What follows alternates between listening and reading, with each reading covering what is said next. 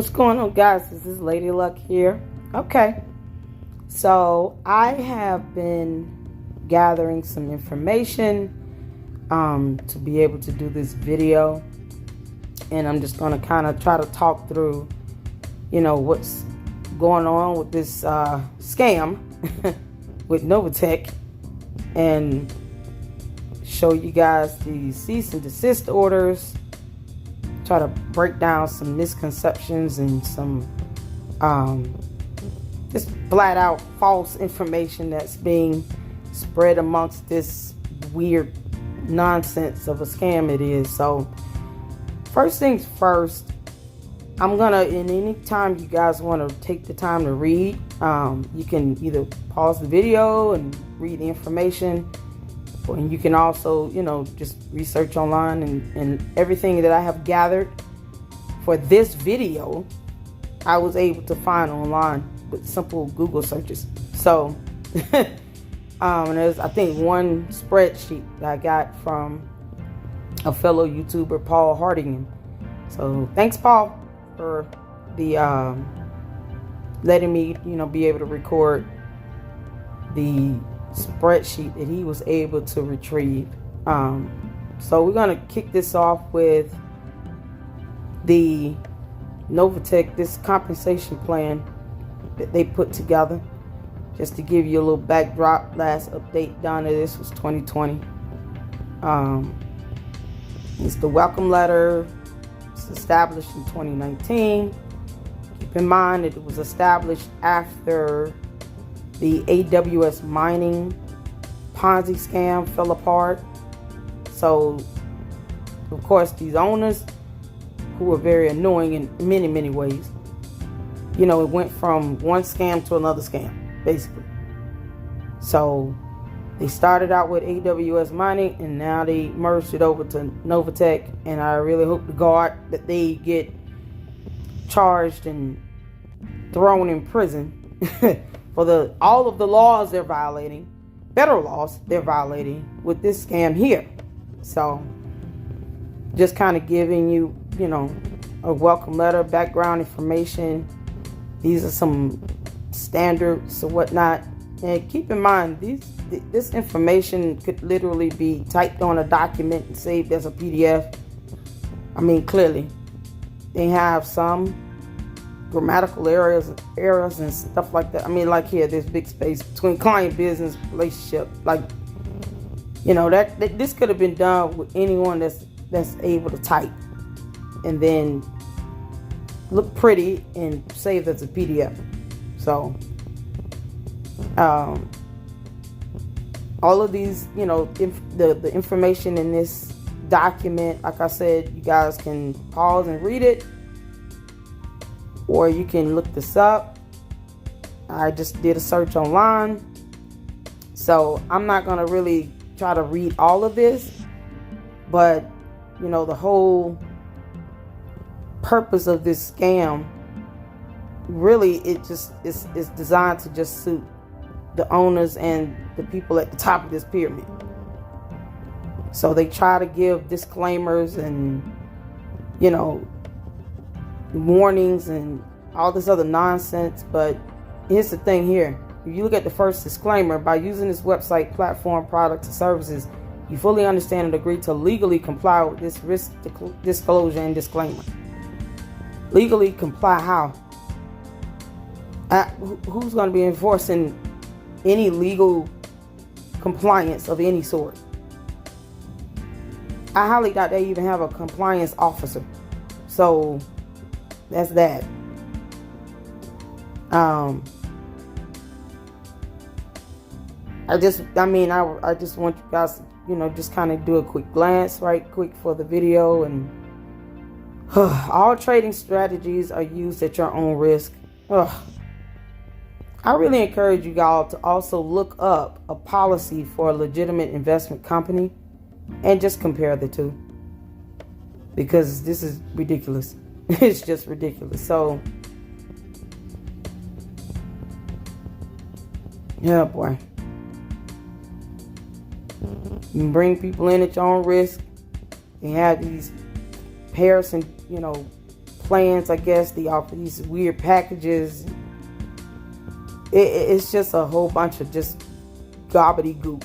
It means nothing when you're not registered with the Securities Exchange Commission or any Securities Exchange Commission in any country at all. So, another grammar error here. Enroll, dot, and no space. Like, just little things like that kind of help to kind of point out the errors in this is definitely a sign that this was just typed up in PDF. That's it. These astronomical percentages you guys get, it's just ridiculous. It's ridiculous. Here's my thing. You don't want to be affiliated with anything regarding regulations or the SEC. Okay, why expect to have the SEC allow you to do securities trading? It's something you all should just be doing on your own. Don't expect those fake crypto tokens or trading or whatever the hell you're doing to be infiltrated into our financial system so that you can get back money in US dollars when you don't want the SEC to regulate your trading or your assets or your securities in the first place. So you can't expect to get the so-called valuation that you would get if you were legitimately trading when you don't want to register in order to have audits and valuations done on your securities itself. Can't have it both ways. Legitimate companies do not get cease and desist orders. So you guys, make sure you, I'm just kind of speeding this up because it's, oh God, a whole lot of ridiculousness. And mind you, a lot of these, the standards as far as how they operate, pay out money and all this other stuff has changed. And that's part of the problem. Because if you keep changing up, the standards on how you operate, it's really hard to take you seriously, even to someone that does not understand what a pyramid or Ponzi scam is and why 3% weekly payouts is just beyond ridiculous. Beyond ridiculous. Nobody does that. Like, no company does that. So you have these e-wallets that they send these fake crypto coins to, and you all see the little fee they have here. But mind you, the crypto token, the BTCHD tokens, are only worth 8 cents. They're only worth 8 cents because they're not legitimate. They don't have any value to it. Like I said, you can't have it both ways. You can't expect your fake tokens to have value, telling people that they can trade this over to get US dollars, but then you don't want the SEC to regulate your so-called token. You don't want them to have anything to do with it. So don't expect the value of these tokens to be anything beyond $0 and maybe 1 to 5 or 8 cents, and that's it. It's going to be utterly worthless, and it will only be beneficial to the thunkheads that's inside of NovaTech. So these tokens are only important just to you all because you can't put it in our stock market. You can't infiltrate it into our financial system because you don't want to register. So it only has value to the group in NovaTech. That's it. And where you all going to go to spend these stupid tokens? What bill can you pay, utility, rent, mortgage, can you pay with these stupid tokens when it's only 8 cents? You know you can convert that, you're not going to get any money. I don't understand that. So that's the end of that. Just to kind of give you an overview of this exhausting jumble of nonsense, because they've already changed up a lot of their, the ways they handle all this nonsense and pay out money and all this other stuff. They changed it up so many times. It almost renders this null and void, but I just want you all to know that this is out there for those who have not seen this, and you can see exactly what they are doing, and then you can compare it against, something that's more legitimate, a legitimate investment company and their policies and rules and regulations, and it's going to be a big difference. Trust me. Okay, so just to give you guys kind of just an overview of the uplines or whatever, people that recruited and brought people into the scam. So this is a document that I got from Paul Hardingham, and he reported on this spreadsheet a couple weeks ago, probably a month ago. But basically, this is just a list of all of the so-called high rankers and, uplines of people that, are part of this nonsense. And let me tell you guys something. Don't sit here and allow your uplines to get away with not, being reported. Because at this point, a lot of uplines are ignoring the people they brought into this. They're not answering their phones. They're not responding to emails. They're not trying to help people get their money back if they want to pull out. You don't have the authority or the right to try to control somebody else's money. If they want to get their money out, they have a right to do that. And if you don't like it, you can kick rocks. Because it's stupid. You can't take away somebody's right or freedom to want to pull their money out of this stupidity. Don't force someone to stay in this holding their money hostage. If you got the money, you shouldn't have a problem paying them their initial investment back. But either way, so I'm going to, thank you, Paul, for this. I screen recorded it and captured some of his commentary. But,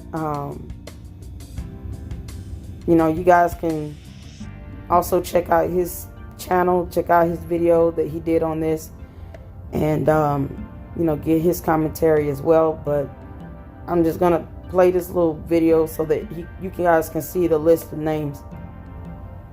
And do reach out to me in the comments. But we can see here, we're just looking at the last week's rank advances. Company I, 464 people in NovaTech advanced rank, and that big headline here is Jude D'Artois, gone from senior director to 1-star ambassador. So that means they are a really big net winner in this Ponzi scheme, and they were sponsored by King's Multi-Services Agency LLC, who is a 2-star ambassador. So that's, he's just kind of giving an example of, how this is spread out. I don't think that this document is still available. When I tried to click the link to access it, it had a password protection on it. So for a scam that proclaims to be transparent, is obviously not being transparent or extremely hypocritical, because now you have this same file with a password protection. What y'all scared of? Is it prison? Is it an investigation? I thought transparency was the key here. I mean, correct me if I'm wrong. So I'm just kind of going through the video. Like I said, he has this on his channel, and you guys can check out that video as well. But this is over 400 people, and I want you guys to keep that in mind, because it's going to become relevant as I go through the documentation and the evidence. This is going to make a huge difference as to why the scam is having all the legal issues that it's having. So report fraud to the SEC. If you're in Canada, report it to the OSC. If you're, in Russia, the Bank of Russia sent them a cease order as well. Oh, God. And they're just violating it all over the place. But whatever affiliate Securities Exchange Commission in Russia, you know, is still going on there. Report them to that agency, or you can report it to the Bank of Russia that issued the actual cease order. So we're gonna pull up I'm gonna show you guys the difference between a cease order and a cease and desist letter,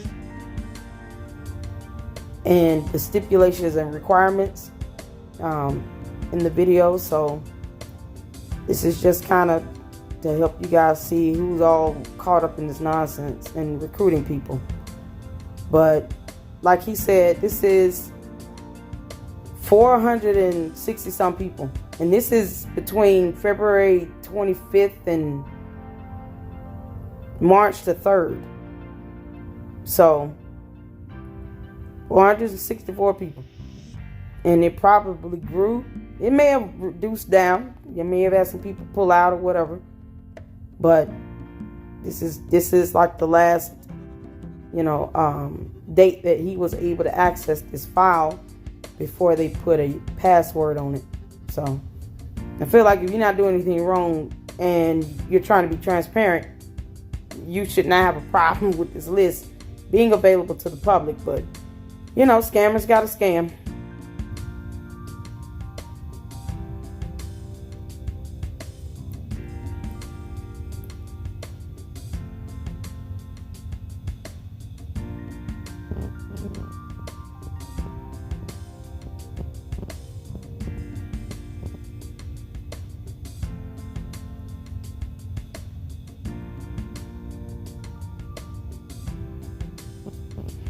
Okay, so before I dive into the cease and desist orders, and I have the one from California and the cease and desist that just came out from Wisconsin. But before I dive into it, I think this is, you know, the dangerous part about these scams is the misinformation that goes behind it to try to foster these scams and push these scams forward to grow. It takes a lot of misinformation and a lot of mind control, basically, to get people to just blindly go into a situation and not even want to take the time to research and look things up. So a cease and desist letter is not necessarily the same as a cease and desist order. So this is from Investopedia, but you can also go on, you know, the Department of Justice website and also get the definition of cease and desist orders versus letter. But this article just kind of breaks it down on, you know, some very easily understood terms and concepts for those who actually believe that a cease and desist is not a big deal. All right. So a cease and desist is a written notice demanding the recipient immediately stop an illegal or allegedly illegal activity. It may be an order or injunction issued by a court or government agency or a letter from an attorney. A cease and desist order or injunction has legal power. A cease and desist order or injunction has legal power. So, in other words, play with them if you want to. A cease and desist letter is not legally binding, although it is a formal step that may be followed by a lawsuit if the recipient ignores it. These dumb peons and one of the little promoters or whatever were named and issued cease and desist orders, not letters, orders that has legal power. So, key takeaway, cease and desist order is issued by a court or government agency and has legal power. So it's either going to be coming from a federal court or a federal government agency or state government agency. Either way, it has legal power. It is not diminished because a government agency issued the cease and desist order. It is still going to be upheld and enforced in accordance to the law. So a cease and desist letter may be sent by an individual or a company. It is a request, but it may be followed by legal action if ignored. So a cease and desist letter is just basically similar to a warning.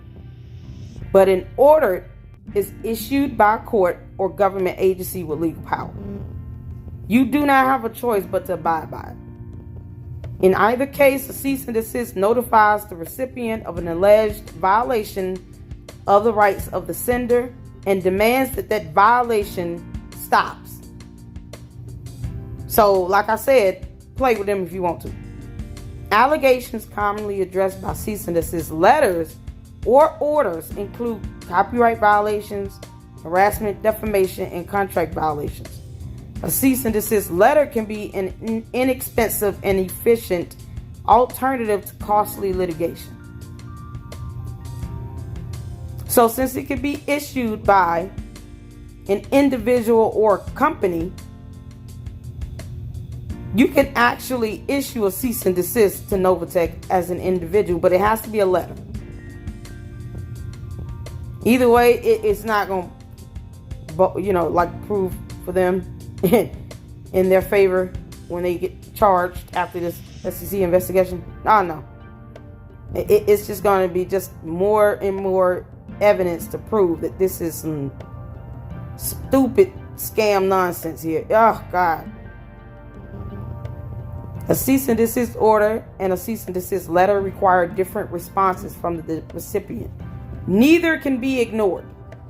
So whether it's an order or a letter, the responses may vary, but you cannot ignore them. Meaning you have to acknowledge them, and if it's an order, it has legal power, you have to uphold it. And it will be enforced. But you can't ignore either one of them. Just because you don't want to accept the fact that the cease and desist orders actually exist does not mean that they're invalid or does not hold legal power. She's telling you guys all this stupid nonsense, but let me help you all with something. She's not that dumb. She's an idiot, in my opinion. My personal opinion, she's a moron, she's a swindler, she's a thief, a crook, a liar. But she also does not want to go to prison or even have to go into a federal courthouse, which is inevitable anyway, because, good Lord. The SEC is investigating. It's not like they're not going to come out of this with anything. Oh, they will. So, a cease and desist order places an injunction on a company or an individual prohibiting an activity that has been deemed suspicious. Typically takes the form of a temporary injunction that will remain in place until the issue is legally resolved. One possible income is a permanent injunction.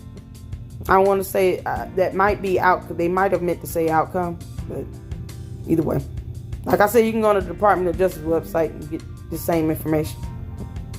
Whether it's temporary or permanent, a cease and desist order is legally binding, meaning you don't have a damn choice but to uphold it.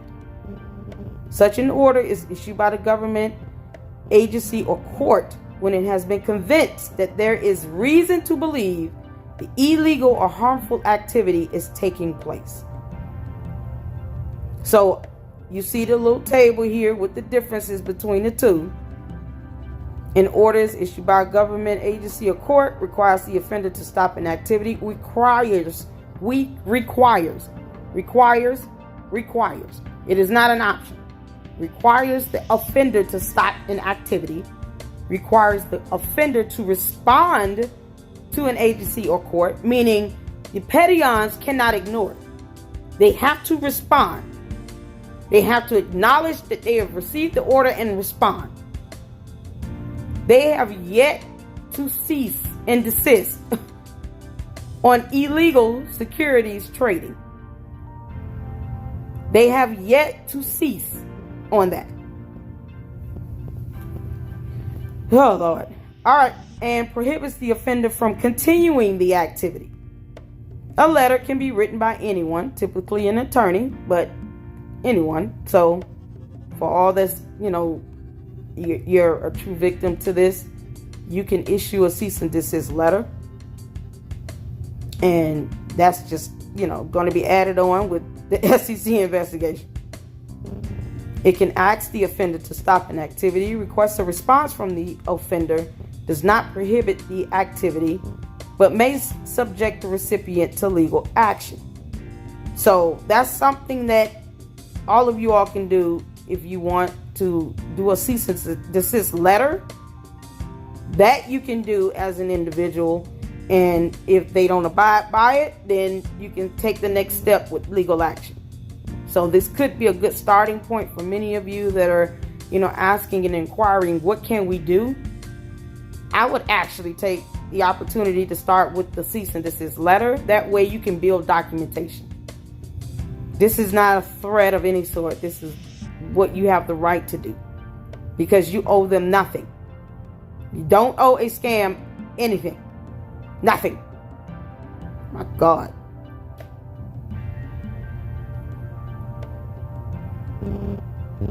So as you guys can see here, cease and desist letter, they kind of break down what applies to the letter. The letter must comply with laws in the jurisdiction in which it is sent, which is why you're seeing cease and desist orders coming from specific states, because it must comply with laws in the jurisdiction in which it is sent. So that would be that would also apply to a desist order. And then they just kind of give some legal considerations for cease and desist if you decide to get a lawyer to issue the letter. Anyone can send a cease and desist letter. You don't need an attorney. However, an attorney can advise complainants on whether their rights have been violated and if they have legal and meritorious rights to send a cease and desist letter. And the attorney, of course, knows exactly how to word it, what to say and do. And if you can't, like I said, if you can't afford an attorney, you can issue the letter yourself. And I would, suggest you go on the Department of Justice website or the SEC website, or a reputable, legitimate website where you can get either the documents to fill out to issue the letter, or maybe a template. I've never had to do something like that, so I would encourage you guys to kind of research that to figure out how to start that process. And then they have the cease and desist examples, so you guys can check this out on Investopedia or Department of Justice, or the I'm sure this information may be a shorter summary on the SEC website, but these are just some examples. And then here you have just kind of them reiterating the cease and desist letter. And then you can, of course, if you do a letter and it's ignored, its sender's recourse is to file a lawsuit against the offender. So I think, like I said, I think the best starting point would be for those who are, trying to figure out, okay, how do we go about filing a lawsuit? How do we go about, taking legal action? I would start with this step. Start with the cease and desist letter. And then if they ignore it, which they probably will because they're ignoring the actual orders, then you take it to the next step, which will be a lawsuit. Okay, so here we have on Behind MLM the article that was done regarding their securities fraud in Wisconsin. Thank you to the state of Wisconsin for hopefully setting the tone for the remaining 48 states in the United States of America to file a cease and desist order. Thank you, California and Wisconsin and Canada and the Bank of Russia. Thank you, guys. Thank you so much. Maybe we can get the remaining 48 states to do the same thing. All right. So this is basically the article here. And you guys can, research and look up. This article is on Behind MLM. They also have the actual cease and desist orders as well that you can actually pull up and read. And this is basically, in a nutshell, I just kind of recorded this so that I can go through, and you guys, like I said, can read everything on your own, but just to kind of give some highlight information. NovaTech received the securities fraud cease and desist from Wisconsin's Department of Financial Institutions. I already, went over who can administer or issue a cease and desist order. So it's either the court or a government agency. So the Department of Financial Institutions is a government agency. The notice details allegations of fraud and includes proposed restitution and civil penalty orders. On April 4th, the order listed these Dumpedions, NovaTech Ltd, and Paul J. Dorenzo as respondents. So Dumpedion own and operate the scam. NovaTech is a shell company incorporated in St. Vincent and the Grenadines. And Paul J. Dorenzo is a NovaTech promoter from Pittsburgh, Pennsylvania. Yeah. Nothing against Pittsburgh. I'm just kind of disgusted at this person being even a part of this stupid nonsense. So they highlight the Pedion's financial history, and is a matter of due diligence, meaning they're basically saying that we're painting this picture so that you guys can see that when it comes to them and their finances and how they handle their finances and responsibilities regarding finances, they suck. So if you have people that are dodging civil lawsuits and filing bankrupt, more than likely they can't tell you anything about trading or anything regarding finances, offer you any type of financial service or any of that. You should not even want these people to tell you all how to add, subtract, multiply, or divide, because they clearly think that the law is a joke. When you are this horrible when it comes to managing your finances and managing your responsibilities, meaning how effective are you with paying your bills and paying your debts, I can't take you seriously when you're trying to do something regarding, or relating to finance and economics and trading. I can't take you seriously.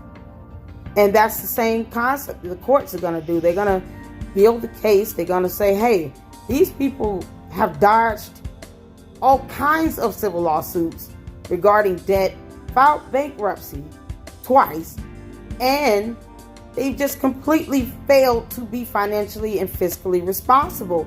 On top of that, they failed to disclose this information because they don't want to look bad to all the people that they're scamming. Bottom line, when you're doing something like this and you're talking about anything related to finances and you're horrible when it comes to finances, you avoid paying bills, you're dodging creditors, you got civil lawsuits pending against you, you filing bankruptcy all over the place in 2 different states. Why would you not disclose the information if it was nothing wrong with it? But when you fail to be a good steward over your own personal finances, how do you think this person is going to be effective trying to run some alleged business? It doesn't work. It doesn't happen. And because of all their legal issues, I guarantee you it's going to be used as a premise to prove that they created these scams as a quick cash grab because they seem to be in financial problems, financial hardships or troubles. I don't even want to say hardships because it's their fault. But they seem to be caught up in some sort of financial situation where they're being sued or they're having to file bankrupt because they're not good stewards over their own personal finances. So why would we not think that they could not possibly do the right thing when it comes to something like this with NovaTech? Why would we give them the benefit of the doubt when this is how they are? And then the fact that they don't disclose this information in an effort to get all of you guys to be, brought into this scam nonsense, take your money. Mainly it would be because they're in such financial dookie. They treat this as a quick cash grab. They went from one scam company now to another. Legitimate investment companies don't get cease and desist orders. It doesn't happen. It doesn't happen. You can look that up on the entire internet. Get FOIA requests. Pull up case laws, cases tried in courts. Research this stuff. There's no logic to it. And this is the premise, the foundation on which this builds up the type of character that they have. This is character building. So obviously they don't have any character because they damn sure don't pay their own bills. And I mean, for the things that they're being sued over is ridiculous. It's ridiculous. But they claim to have all this money, which I know they have some money in offshore accounts. They don't want to tell nobody that either. But you got millions of dollars somewhere. Why you can't pay your $11,000 credit card debt? Why are you dodging loans? Why are you dodging mortgage loans? Why are you creating debt? Like, everybody has debt, but why would you not disclose that if you didn't do anything wrong or you don't think anything is wrong with it? Even if you say, we fell upon hard times, but we tried to create something where we can come out of this financial situation that we were in, but you still didn't turn around and pay those debts off either.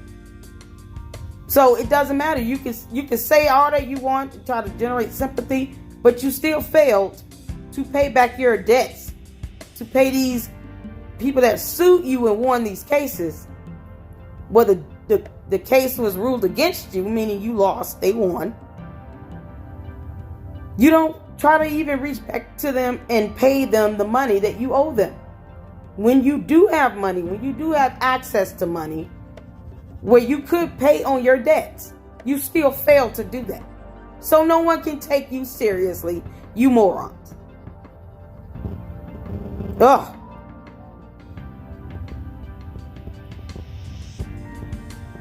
So, they have, man, come on, $4,000 credit card. You couldn't pay that $4,000 debt? Dude, come on now. But y'all living a high life and buying stuff you really can't afford. Spending money like you're crazy. Taking trips and vacations, but you're not able to pay your debts. Ugh. So if we continue on, oh God. They listed, which was, I'm so happy they did, because this is stuff I've been saying in almost every video I have done.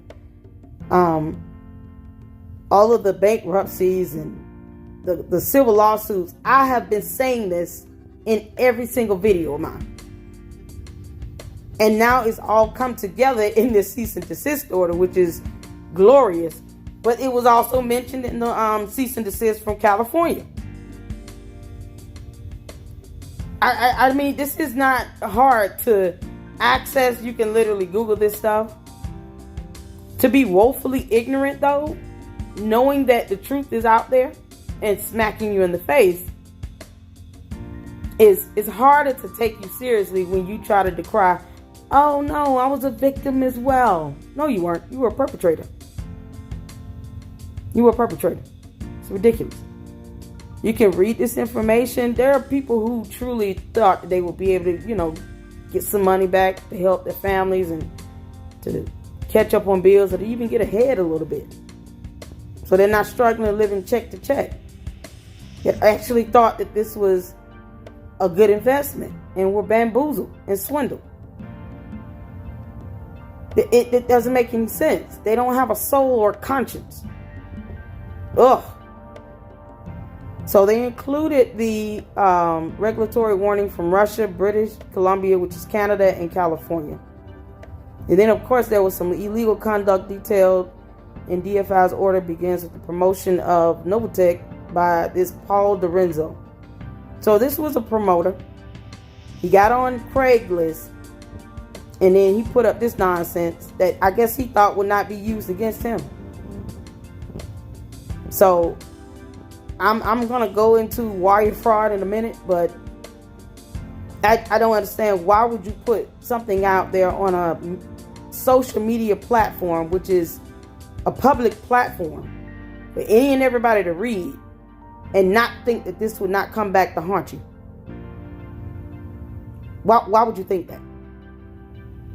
And then the nonsense he's promoting, it's just like anybody who's struggling and just want a way out financially, or just people who are full of greed, passive income, my behind, you barely pay anything to it, but you get way more out of it than you put into it. And these Patreons will not sponsor their own scam. It doesn't make sense. They're not going to do that. They're also not going to tell you that they have offshore accounts with money in it. Oh no, they're not going to do that. They could probably pay some of these people back who have wanted to pull out and they're struggling and need their money back. And they was thinking that this was going to help them.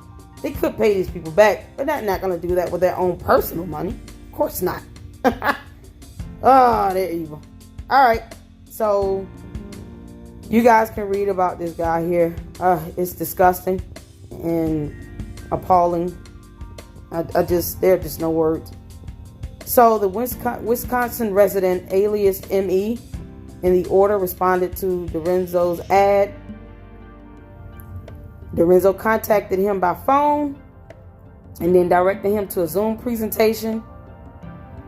More of a reason why I'm going to go over wire fraud in a minute. And then on the Zoom presentation, Lorenzo pitched novatechfx as an almost 3% a week passive investment opportunity. And not explain how. Ugh.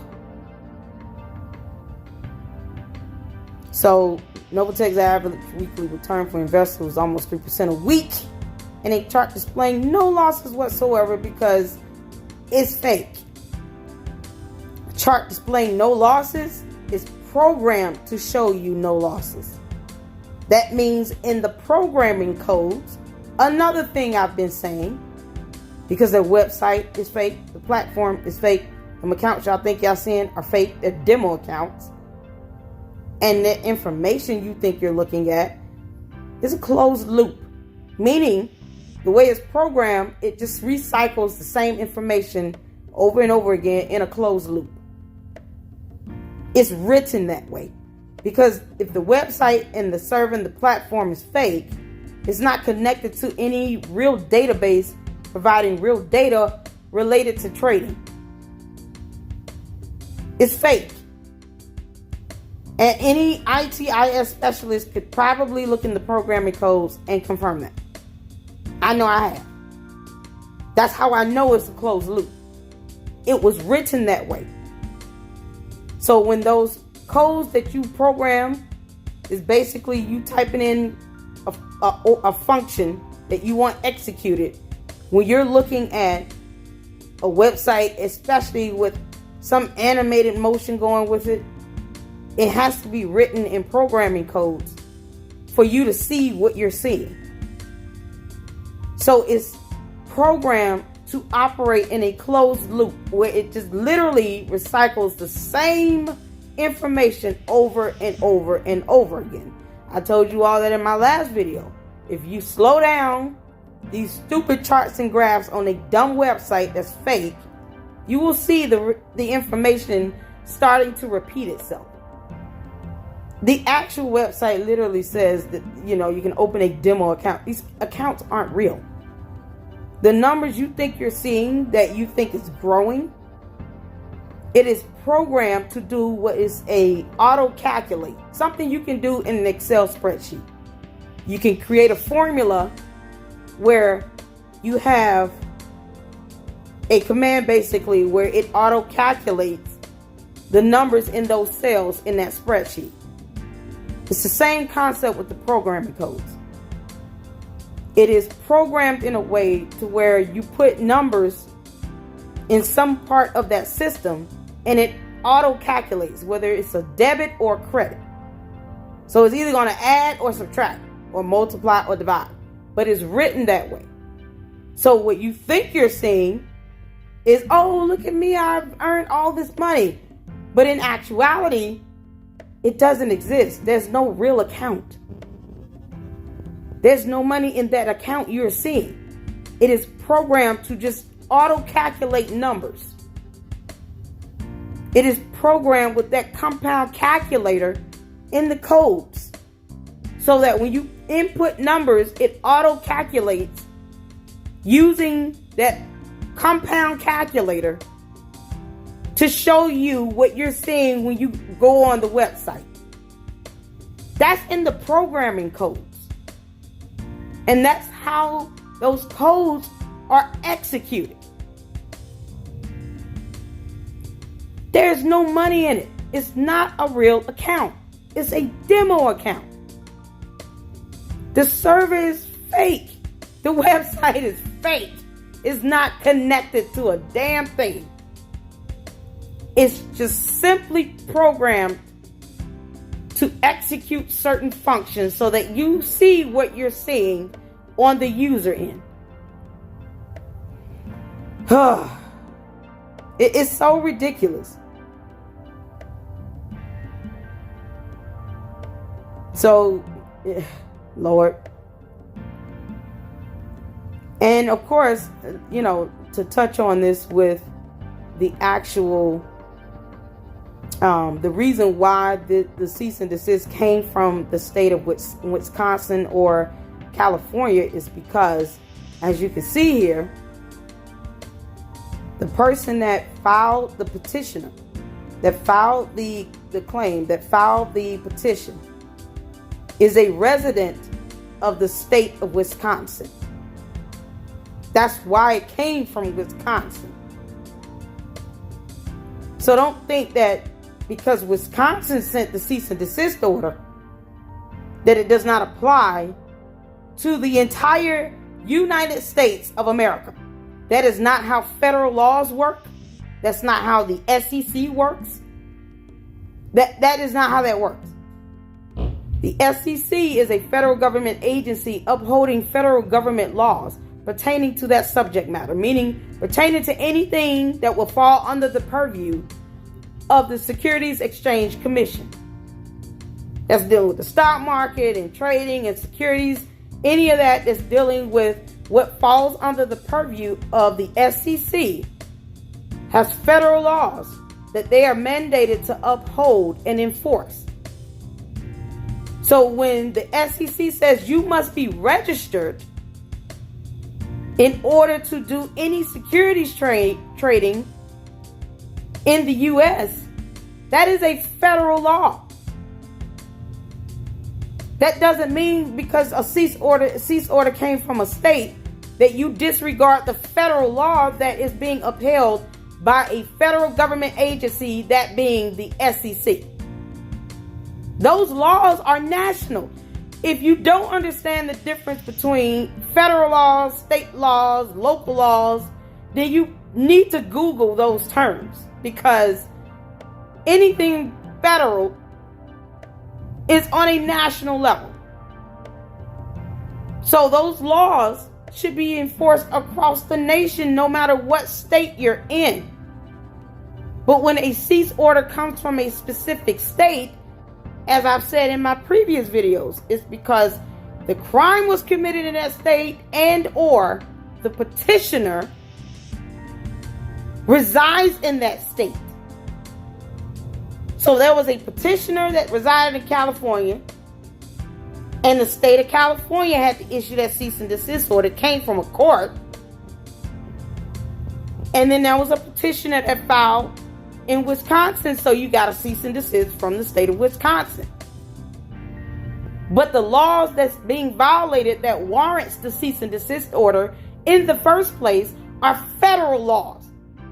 Meaning you should not be doing any trading in any of our 50 states that falls in the U.S. or any U.S. territories. Period. Because that's a federal law. And all they're getting is some understanding. I don't know if it's just, I'm not here to give anybody a confirmation bias on nothing. I've been nothing but raw and real and pure in all my videos. Period. If you don't understand the law, or you just want to be woefully ignorant to the law, you're inviting some real issues into your life that you're not going to be equipped and prepared to handle. Get an attorney. Call any attorney's office and ask some questions. Research. Read. Look this stuff up. Because there's a huge misconception about the cease and desist orders and how they're being enforced and upheld. The SEC federal laws say that you should be registered and you should not be doing any trading of securities in the U.S. Period. That's what the federal laws state. The cease and desist order is upholding those federal laws. The fact that it came from Wisconsin is because the petitioner is a resident of that state. For goodness sake.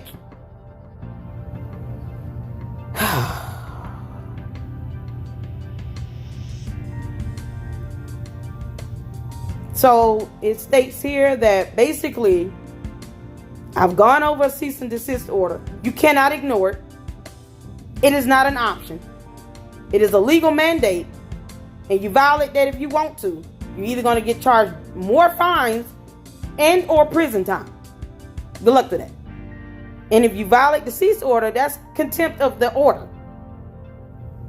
So if you're found in contempt of the order and you fail to cease and desist, more than likely, they're just going to file charges, criminal charges, and issue a warrant for your arrest.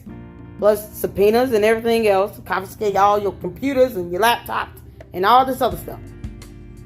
Seize your assets, they're going to do all that. Because nobody's playing with you all, these stupid peons. You don't have a choice.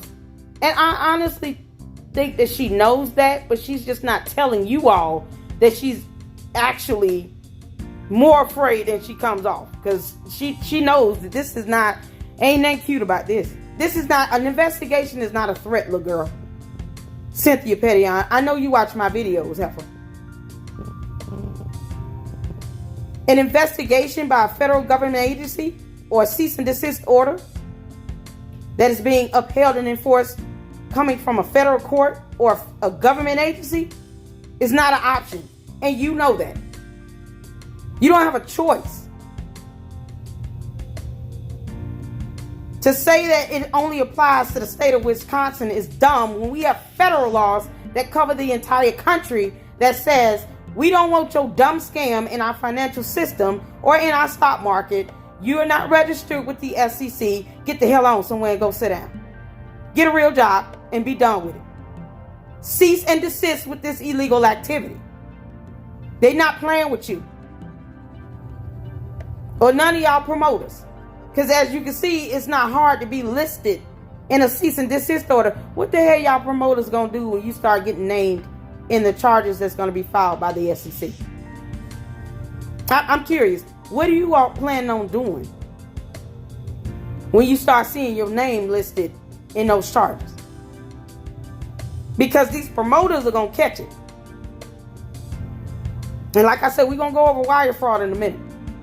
So y'all gonna catch it. The cease and desist order is nothing to be ignored. You need to acknowledge it and uphold it and abide by it, because it's not just enforcing a state law, it's enforcing the federal law related to the SEC, a federal government agency. If you don't understand how federal government agencies are structured, then you're going to have to look that up. You're going to have to look it up. The SEC is a federal government agency. They have, think of it as satellite offices in different states across the country. When the petitioner is a resident of that state, then that state will start an investigation, gather evidence and documentation, and then they will issue a cease and desist order. It either comes from a government agency or a court. And if it comes from a court, it's a federal court, because it's a federal offense that you're violating. The law you're violating is a federal law, and it makes it a federal offense. Simple. You can literally look all that up. I'm not even proclaiming to be an attorney, but I do know how to read. For the love of God, look it up. So she now has not only to answer to yet another cease and desist order, unless she just want to go to prison. And I don't know what you think she's doing. But it also has a $50,000 civil penalty and restitution. As I have been saying in all my videos, she has been ordered to pay back the victims' restitution in these cease and desist orders. She doesn't have a choice unless she just wants to go to prison. And if that's the case, just take your dumb behind to the FBI headquarters, wherever you are, and turn your ass in and be done with it. Because you might as well do that if you continue to violate these cease and desist orders. You're just pissing off the SEC and making a stronger case against you in their favor, because you're not smart enough to stop. So that's that. So the restitution will be paid. And let me help you all understand what restitution is. Okay? First of all, I've already said the website is fake. The accounts on there are fake. They're demo accounts. Do not go and falsify any information when you're requesting restitution by telling the courts or this government agency that you paid into this scam $500, but you're entitled to $10,000 because you brought in all these people into this scam. No. That's not how that works. You're not going to get back what's being displayed on a fake website in a fake demo account. You have to prove with evidence and documentation, such as your bank statements, credit card statements, charges on your account, deductions from a debit card, or some financial system where you can actually show that you paid money to this scam company. You have to produce that evidence. If you only paid $500 into the scam, your restitution is going to be $500, because that's all you can prove that you have paid into the scam. They're not going to give you a $10,000 check. That's not how restitution works. They're going to give you the money that you paid into the scam that you lost. They're not going to make you wealthy. They're going to make you whole, meaning you come out even. You should not even want a penny over what you put into this scam, because anything over that is other people's money. No one should be even bragging about that. Good Lord, it's criminal. None of y'all ain't paying taxes on that. And I'm sure you didn't even report it to the IRS. Good luck to that. You should not even want to brag about it, because any overage you got past $500 could go to other victims. Don't be soulless and heartless. It literally could go to other victims. And don't get mad when you get reported to the SEC for being a promoter, and then you go bragging in a video, I got back a whole bunch of money. I only put in it $500. You can't prove you did more than $500 or $250 or whatever. And then you go and try to request restitution for some astronomical amount that you can't even prove that you're illegally entitled to, because you didn't pay that much money. But if you get money back from this scam and you able to withdraw all your money out, don't get back more than what you put in it.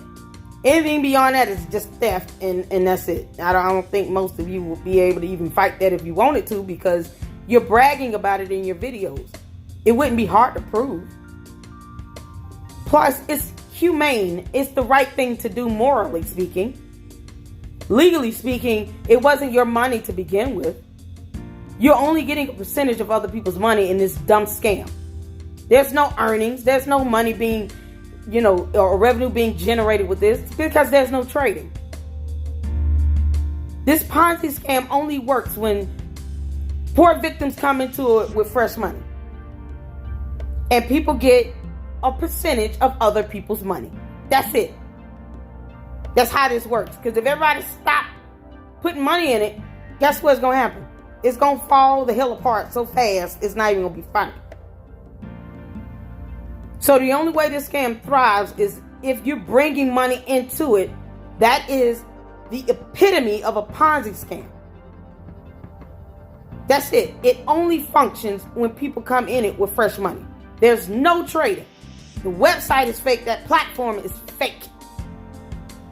Charts and graphs that have real data feeding into it from the stock market does not show anything that looks like it's not fluctuating with the market.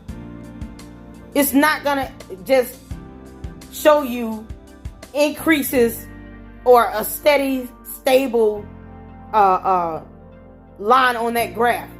You're going to see some real fluctuations. You're going to see some losses. You're going to see some gains. That's how our actual stock market flows. That's how it works. If you're looking at a graph and you don't see any losses at all, it's because it's not real and it's not connected to a real database feeding in that data that makes it fluctuate like that.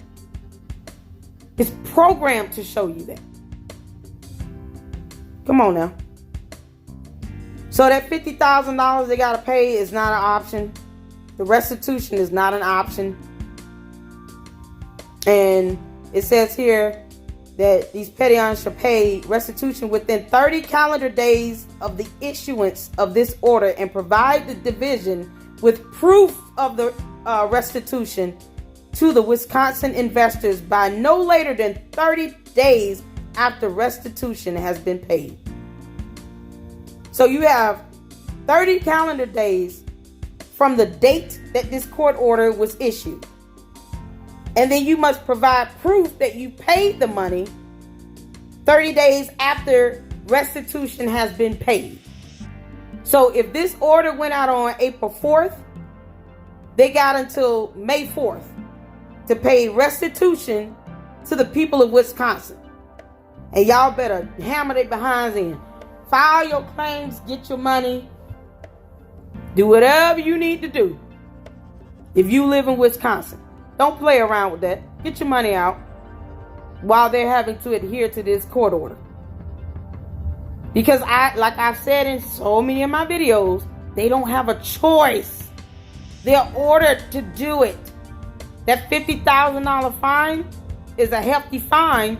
And then if you add on restitutions on top of that, you're talking about thousands to hundreds of thousands of dollars. And it's just absurd as to why anyone would still want to be a part of this nonsense. I don't think most of you legally that are willingly wanting to be a part of this stupidity, this ball of stupidity, could even handle what would happen to you legally. Don't sit here and try to put air in your chest talking about, I don't care if I go to jail. I don't care if they take me to court. I can just get an attorney. Do you not know that these white collar crimes are some of the hardest crimes to defend in our federal court system? Any attorney will tell you that. The most difficult, challenging charges to defend are these white collar crimes: embezzlement, money laundering, securities fraud, bank fraud, tax fraud, wire fraud. I mean, that's the easiest one of the bunch. But these are some of these financial crimes like this are some of the most challenging charges to defend in court.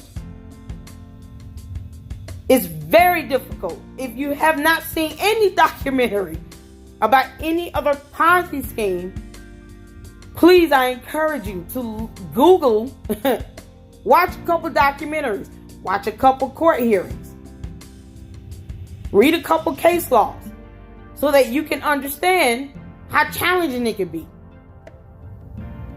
Don't think that going to prison is going to be fun in the first place. I mean, I don't understand why anyone would want to go to prison over this stupidity. Why would you want to do that? Why would you want to risk your liberty and freedom?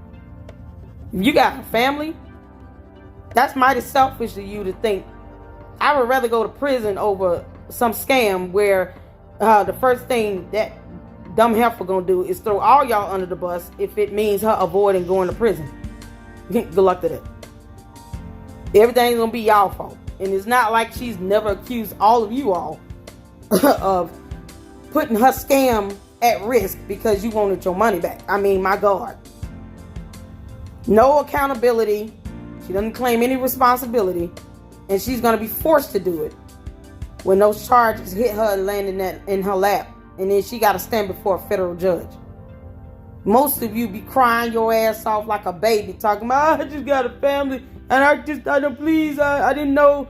Because you got too many videos on your channels where you promote this stuff as a perpetrator, knowing that it's a Ponzi scam, knowing that they've been issued cease and desist orders.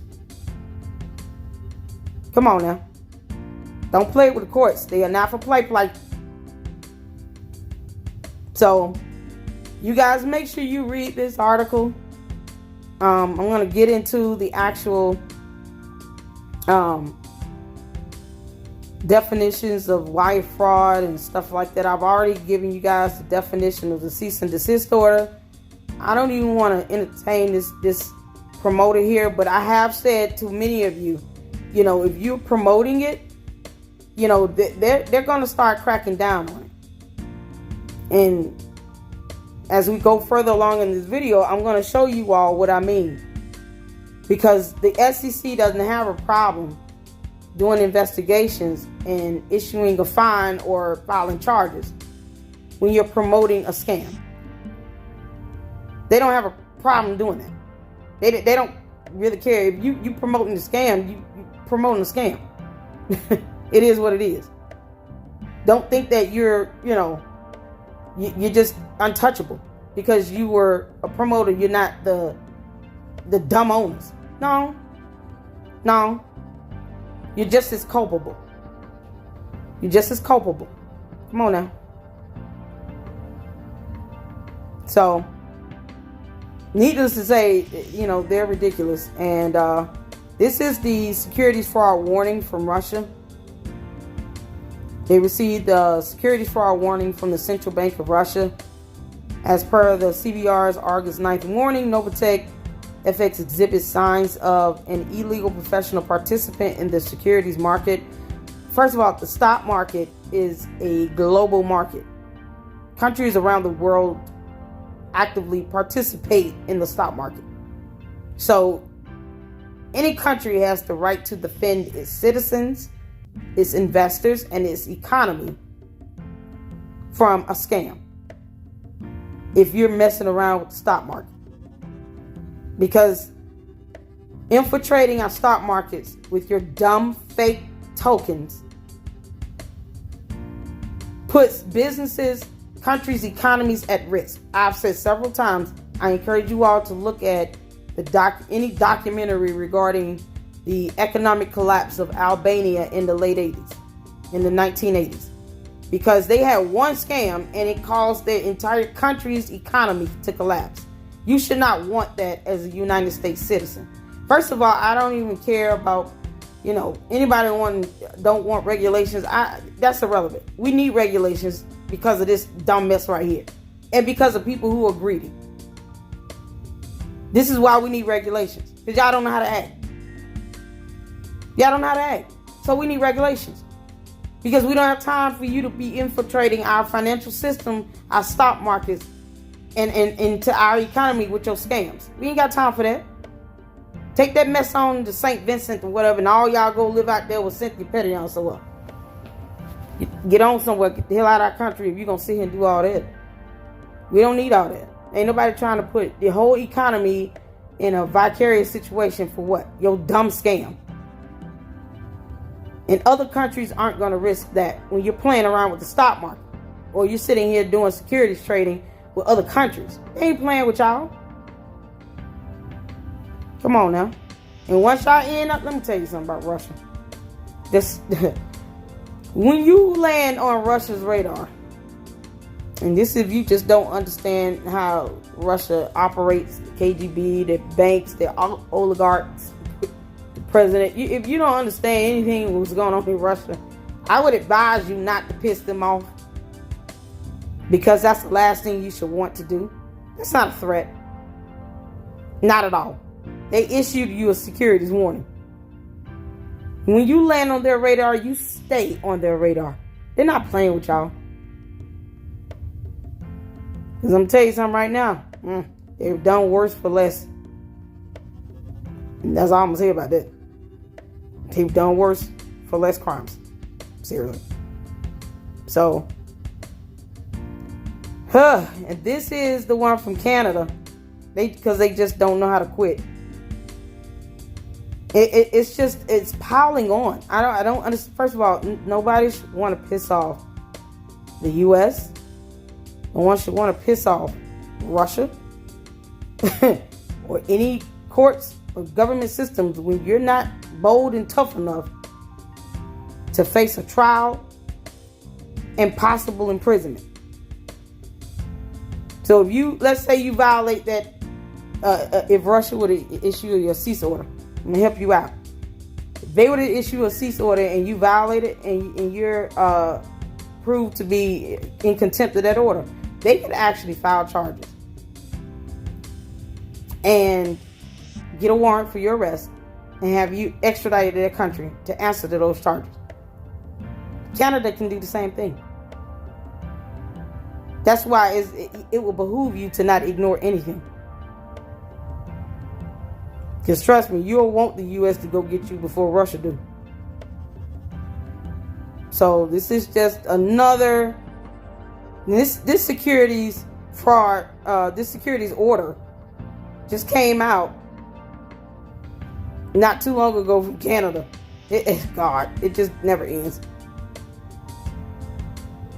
So you guys make sure you check this out on this website here when you get a chance. You know, I like the information they provide, because they provided parts of the court orders inside of their on their website. So here is from the Department of Justice the definition of wire fraud.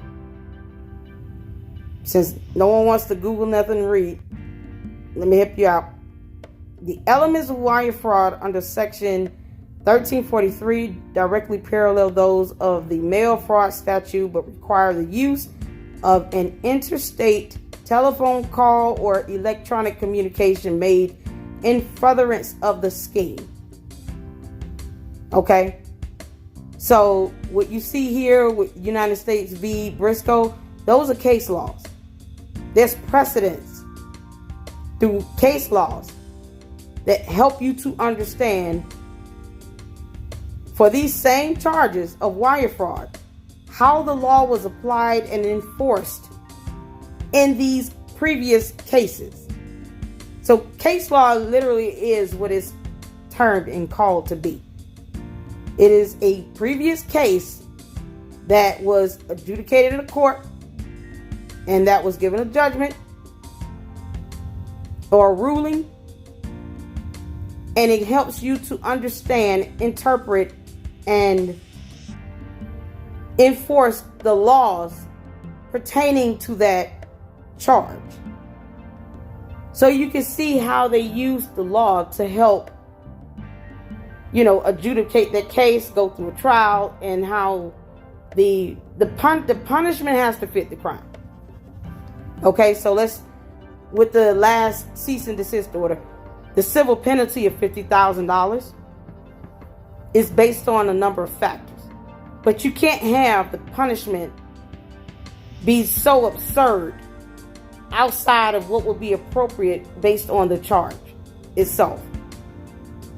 So the $50,000 fine, I don't know if that's Wisconsin's maximum civil penalty. As far as, no, actually it's not, because you can actually, if you're contempt of court or contempt of that order, you can actually have additional fines added.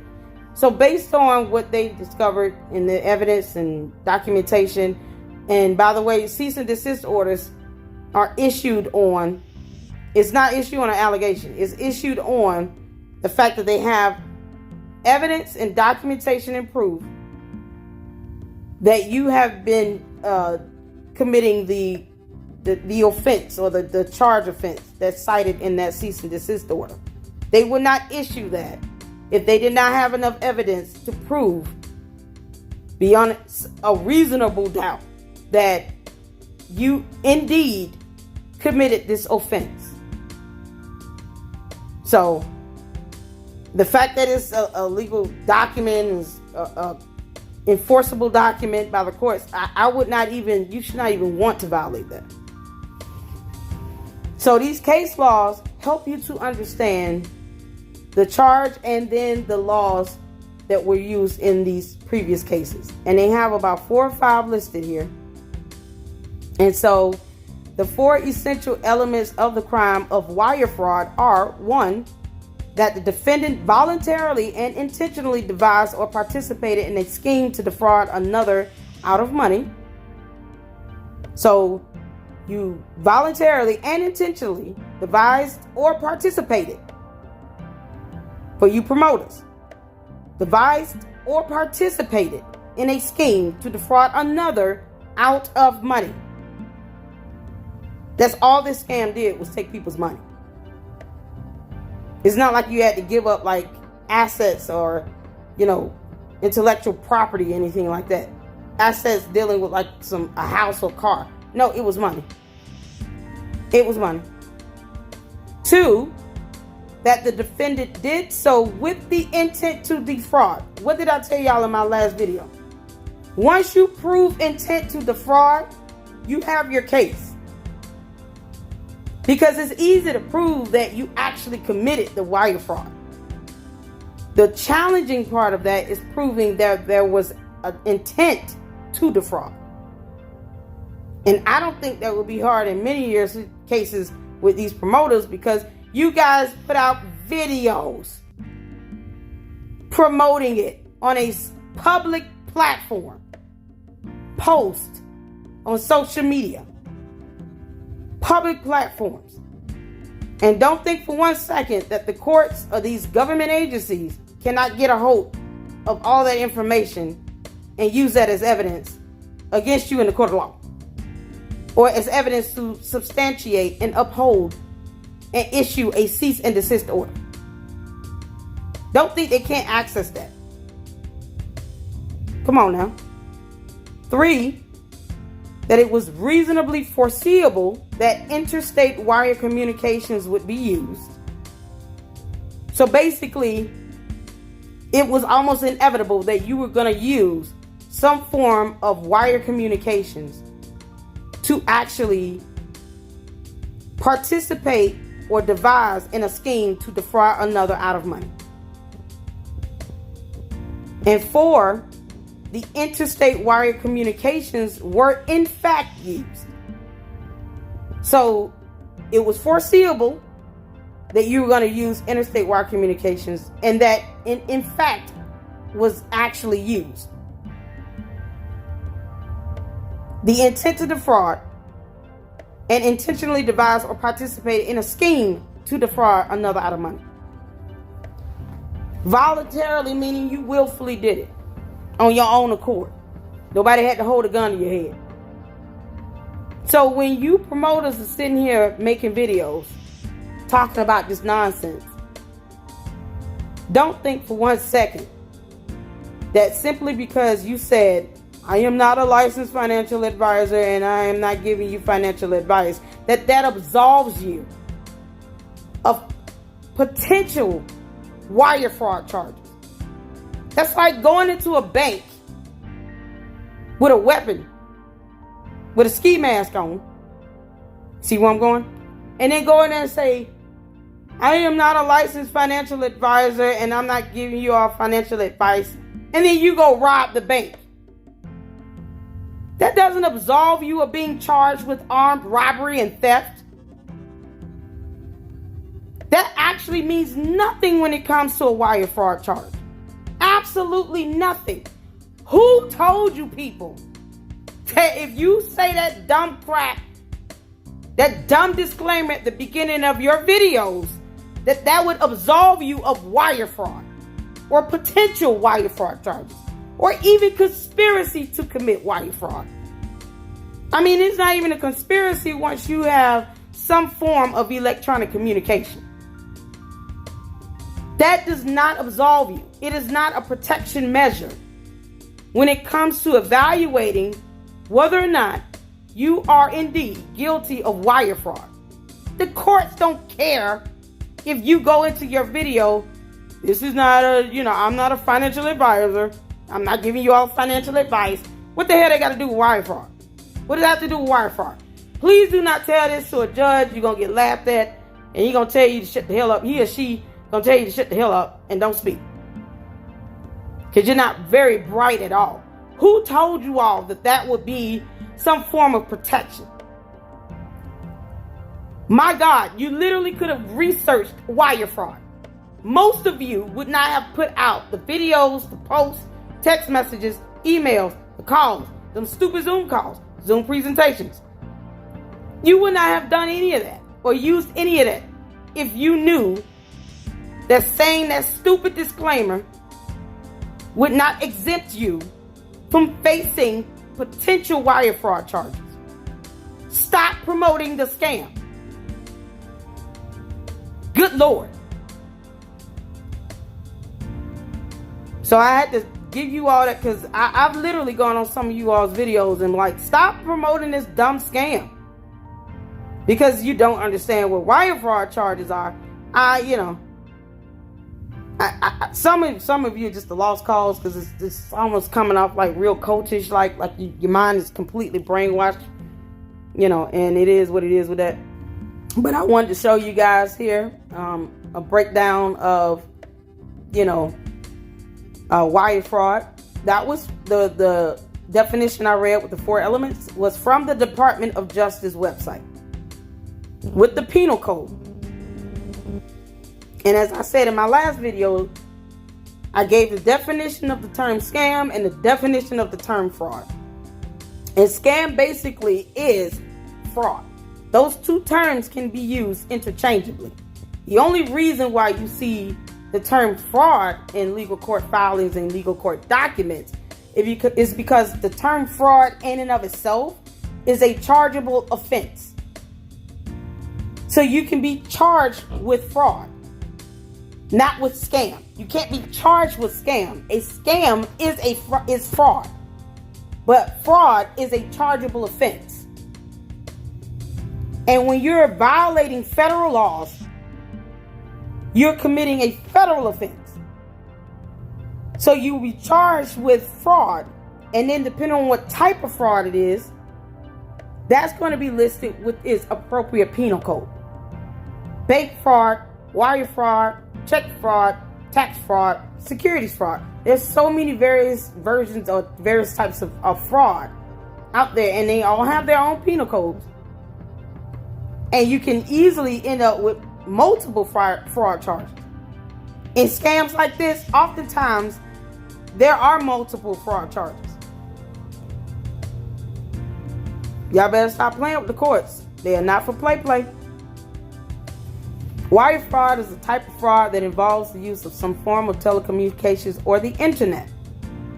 These can include a phone call, a fax, an email, a text, or social media messaging, among many other forms.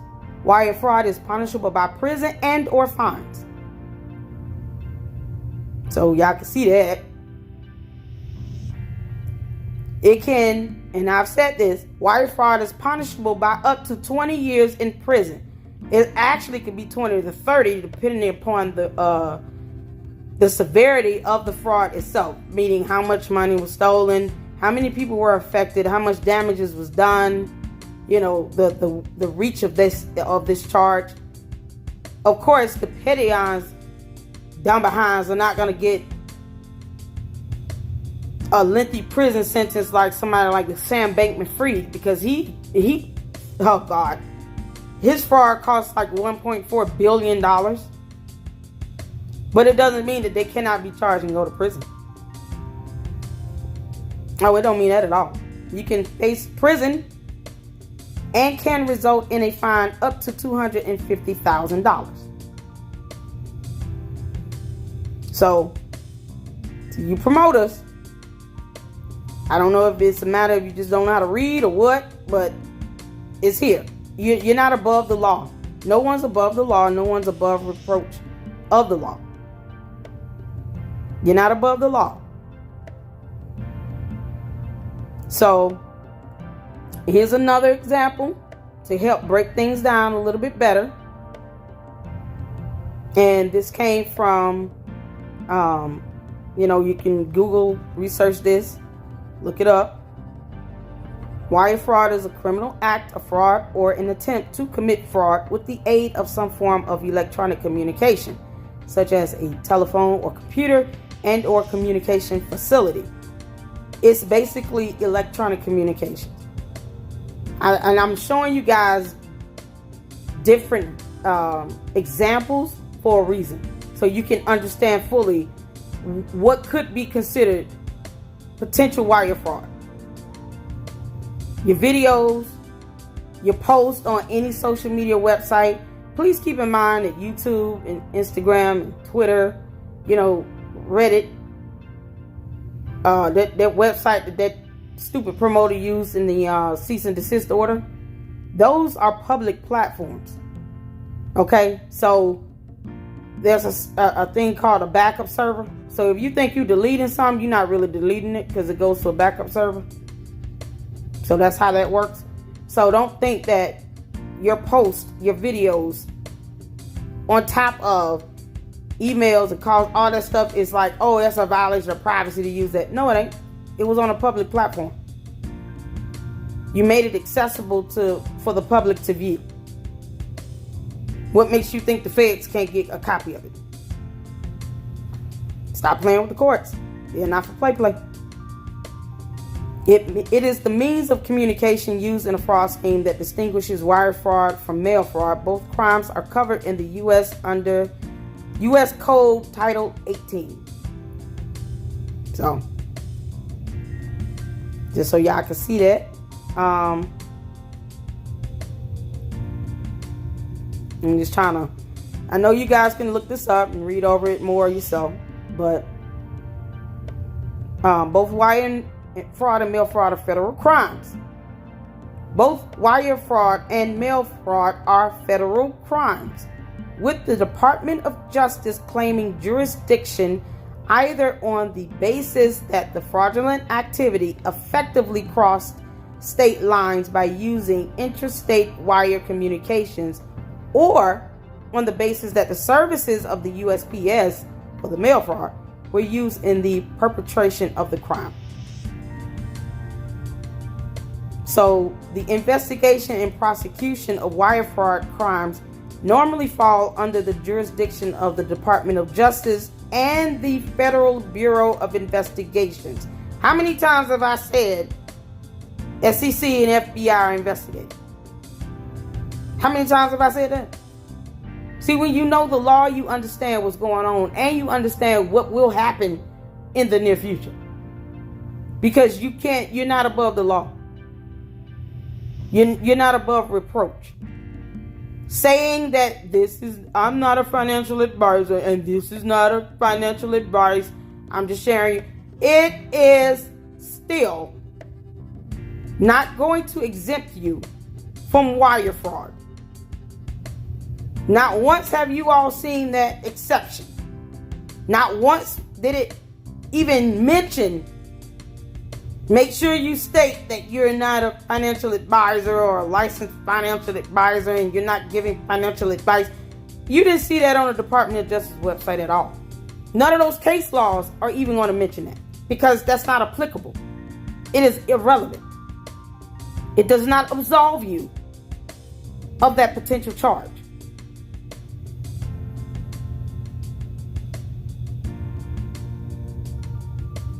So you see here that the summary, wire fraud is a criminal act. The S Code Title 18 sets out the laws that govern the commission of both wire and mail fraud. Phishing scams, the attempt to fraudulently obtain a person's personal information, financial information, for purposes of theft or identity theft. It is a common wire fraud scheme. Why do you all have access to view each other's fake demo accounts? I will never understand. Or people's financial information? I will never understand. Legitimate companies don't, investment companies don't do that. Elements of the crime required to constitute an act as wire fraud are as follows. The perpetrator of the crime must have the intent to defraud someone. You can't accidentally commit wire fraud. It literally said you cannot. Can't is a conjunction. You cannot accidentally commit wire fraud. Cannot. Not. Interstate wire communications were used in the perpetration of the fraud. It was reasonable to expect that the use of interstate wire communications would be necessary as a part of that scheme. So your stupid Zoom presentations falls under that last point as an example. It was reasonable to expect that you would have to use some interstate wire communications as a part of this fraudulent scheme. So y'all set up Zoom calls and Zoom presentations for this scam. Wire fraud. Good luck to that.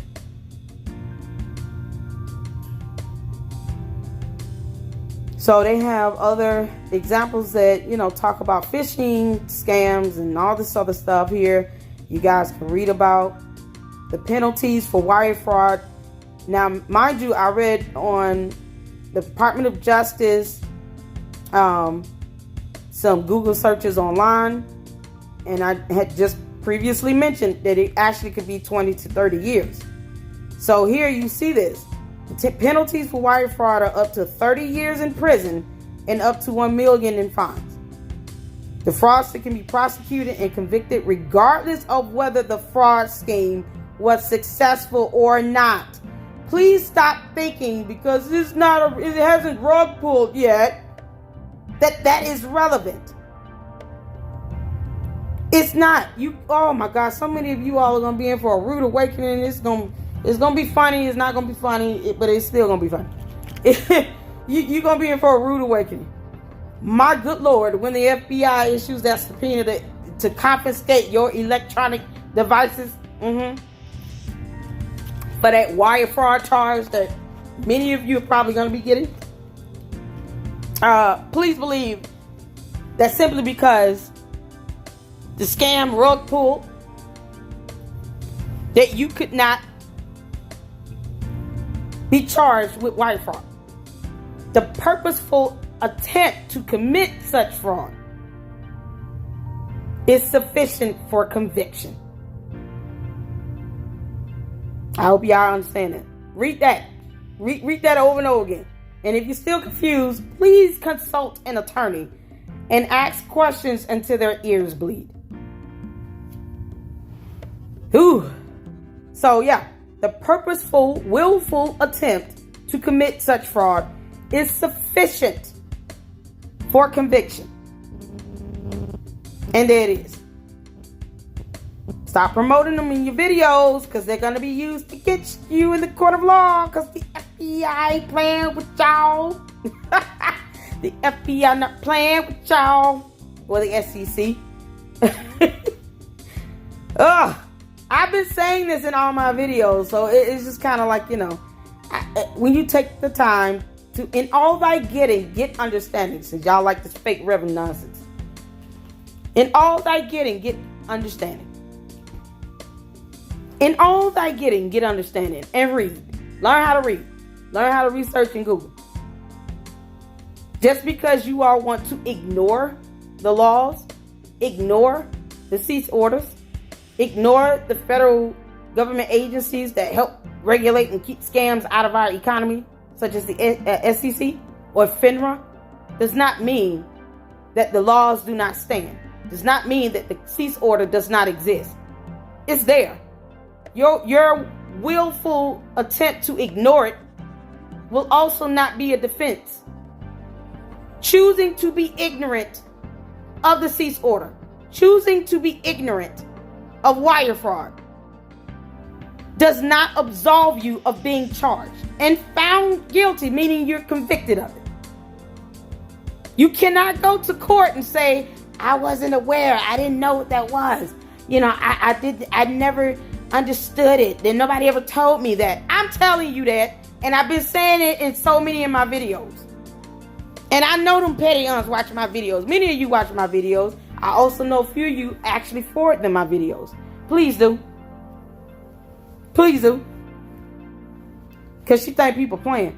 Please forward my videos to her. I'm still curious to know, little girl, what is the name of the bank with your offshore accounts? But yep. You cannot go to court and try to use the defense that you were ignorant to the fact. That does not work. Don't do that. You're just going to make yourself look stupid anyway. Plus, the judge is not going to be happy with that. And at this point, with all of this information accessible at our fingertips, where you can just Google stuff online like I'm doing, you don't have an excuse. Many of you know the cease orders exist. You've mentioned it in your videos, which will be used against you if you go in there talking about, I didn't know. No, you knew. This video here is you, right? This is the date and time you recorded it, right? You even have a tag location. This is you. This is you making this video. It's not AI. And trust me, they have a way of being able to detect the difference. But you stated in your video, yeah, I'm the cease order. It's not real. That's just it's just a warning. It's just for that state. All that stupidity and nonsense and ignorance. Willful ignorance is not an excuse. It's not a defense, especially when you record yourself in a video and post it to a public platform saying that you were aware that the cease order existed. So if you see my video, which many of you will, I'm telling you right now, I know. Never underestimate what I know and who I know. But many of you will see my video. You cannot claim that you did not know in court. Especially when you mention it in a video that you post and put up for the public to see on a public platform. Come on now. Come on now. Cut that nonsense out. You're going to go in there and look crazy. Go in there and think you hard as hell if you want to. Crying like a baby. Y'all see how many years you can get in prison? Up to 30. Y'all see this fine? Y'all ain't balling that bad. Ain't none of y'all got $1 million you can just pay up for a fine. You're going to have to mortgage some houses, get some equity loans. Up to $1 million in fines. And up to 30 years in prison. Stop playing. Stop acting like you hard. Cut that nonsense out. Because you will be scared as hell the FBI come kick your door in and take all your electronic devices. Talking about we got a subpoena. And we're just executing a subpoena. Or a no-knock warrant. Look at that.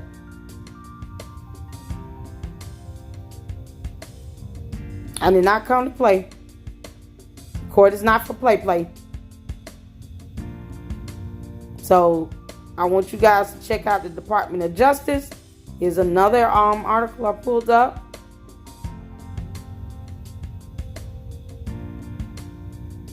The information is out here. You cannot continue to claim woeful ignorance. It's not going to work. It's not going to work. The elements of wire fraud. The accused must have been engaged in a scheme to commit fraud. The scheme must have involved a lie or omission. The scheme resulted or would have resulted in the loss of money, property, or services. The accused used or intended to use wire communications radio, television, wire to commit fraud. The accused used interstate wire communications to commit fraud. Man, you guys cannot claim willful ignorance. You just can't. There's too much information out here. And in case you all don't understand why a promoter of a scam is not untouchable, let me help you out. This article was written because you had celebrities. Some of these people have more money than y'all do that can hire better attorneys that were not exempt from the judgment of the SEC, promoting crypto crap. Lindsay Lohan, Jake Paul are just two names who have encountered legal trouble for pushing crypto on their social media accounts. Social media accounts being public platforms. Tweeting out stuff to the public because y'all so smart. So don't think you untouchable when you have celebrities that are not untouchable, and they got a whole lot more money than a lot of you have. The Securities and Exchange Commission announced charges on Wednesday against a group of 8 celebrities. This is what I've been saying about celebrities out here being fined by the SEC for promoting NFTs. This is what I was talking about. So now you get to see it for yourself in person. On Wednesday, against a group of 8 celebrities, including Miss Lohan, the influencer Jake Paul, rapper Soulja Boy, for illegally touting crypto asset securities without disclosures of compensation.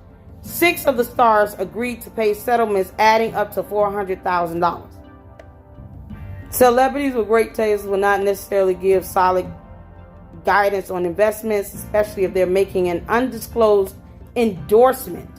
So they were paid to go on social media and to brag about a stupid crypto or NFT to get the public riled up to want to pay for this, to buy it, basically, to help artificially inflate the value of that dumb crypto. They got paid to do it, and they did not disclose that because they wouldn't have bought that stuff on their own. Since when do scammers invest in their own scam? Same thing with these stupid Patreons. They don't invest in their own scam. No. They got money in offshore accounts. You think they putting money into their own scam? Hell no. Nope. Scammers don't move that way. When you understand the nature and the behavior of how scammers operate, you can foresee how the rest of this investigation and this whole scam with NovaTech is going to go in the foreseeable future, near future, because I can. So yeah, you do not go on a social platform, a public platform, sending out tweets talking about a fake crypto, not telling people you actually were paid to endorse it so that your fans and your base would pay for this stupid crap to artificially inflate the value, meaning they're trying to inflate it to where the value of it goes up because that's the amount of money that the average person is paying per crypto token. So, for instance, with that BTCHD token that NovaTech made up, that's not real. That's worth 8 cents. And it's probably not even worth anything now because they keep getting hit with these darn cease and desist orders. So the value of that 8 pennies just went down to maybe 1 or 2. But that's no different than them telling you all to buy these tokens to help boost the value of it so that they can sell them and get back greater returns. That's exactly what happened here. They took advantage of their own fans, their own base on these social media platforms, took advantage of them, pushed out this stupid token, knowing that some of their fans would actually fall for that, and they artificially increased the value. So if one token costs $1,000, once they get to a point where the value of it has artificially inflated high enough to really generate some money if they were to sell them, then they get all this money back in return. So an NFT or a crypto token that goes from being worth 2 cents to $1,000, and I'm talking about a sudden spike, is an artificial inflation of the value of that stupid token. Because it's not registered as a security asset, the value is going to go back down once people stop buying it. So what they try to do is put it out there, get the value up, then they sell the tokens that they were given, that they were paid to endorse, that they were given by the scammer who created the dumb token. They sell it and they get back all this money, get millions of dollars back, because the value goes up.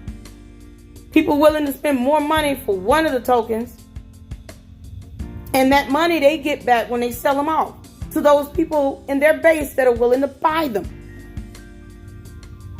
See, if you don't understand how that concept works, you should not be caught up in this, because you don't know if you're being scammed. This is why we don't want your stupid crypto tokens in our economy. Because it's easy to infiltrate a scam into the mix with crypto and Bitcoin. It's easy for people to scam somebody of money, creating a fake token that's not registered as a securities asset, as a tradable security asset. Therefore, it has no value to it, to artificially inflate it and to try to grab some money out of it when they sell them off. It's not hard for that to happen. This is why regulations is needed, because nobody wants these stupid scams infiltrating our financial systems, infiltrating our economy, infiltrating the stock market. Who the hell need all this? These celebrities are rich. They are already rich as hell. It's so dumb. So I guess they thought they was untouchable, but whatever. I don't know why. No one is above the law. No one's above the law. And then they take advantage of their fans, just like these petty-ons are doing with y'all.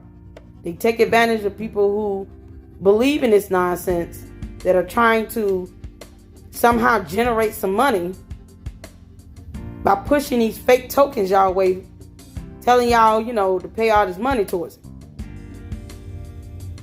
But then they end up being completely worthless when you get ready to try to convert it over to cash. Come on now. So, who's been charged so far? Justin's son. I think he went to jail. Lindsay Lohan, Akon, Jake Paul, Lil Yachty, Logan Paul, Soulja Boy, Austin Mahone, Kendra Lust, and Neo have also been charged by the SEC, with the exception of Soulja Boy and Mr. Mahone. They settled. So all the people that I just named, Soulja Boy and Mr. Mahone were the only two that did not settle. Everybody else did. You know why? Because you cannot prove ignorance or use that as a defense when you know you were paid and you failed to disclose that information. You cannot say, I didn't send out this communication, when you know you did on a public platform. There's no defense you could even offer to try to get out of it. And if you don't settle or pay the fine and you go through a trial and then you're convicted, you can go to prison. So good luck to that. Or you may come out paying more fines trying to go through a trial, because now you done waste taxpayers' dollars on this dumb crap. And now you're going to be charged those extra fines and penalties. Good luck to that. So, this Kardashian, oh my God. She posted about a crypto token on her Instagram 2021. She then paid $1.26 million to settle charges that she was not forthcoming about being compensated for the post. If they can get these celebrities, what makes y'all think that they can't get y'all? Y'all act like the SEC is a joke. No, keep playing with them if you want to. Floyd Mayweather, DJ Khaled, all these people down here being sued. Larry David, Matt Damon, Reese Witherspoon, Paris Hilton, Ben McKenzie. So, yeah. Alright. So, really quick before we get into the actual cease and desist orders, which I'm just going to skim over and point out a few things because you guys can actually look up the cease and desist orders. There are copies available to the public. I wanted you all to see the exceptions to, this is Rule 506 of Regulation D.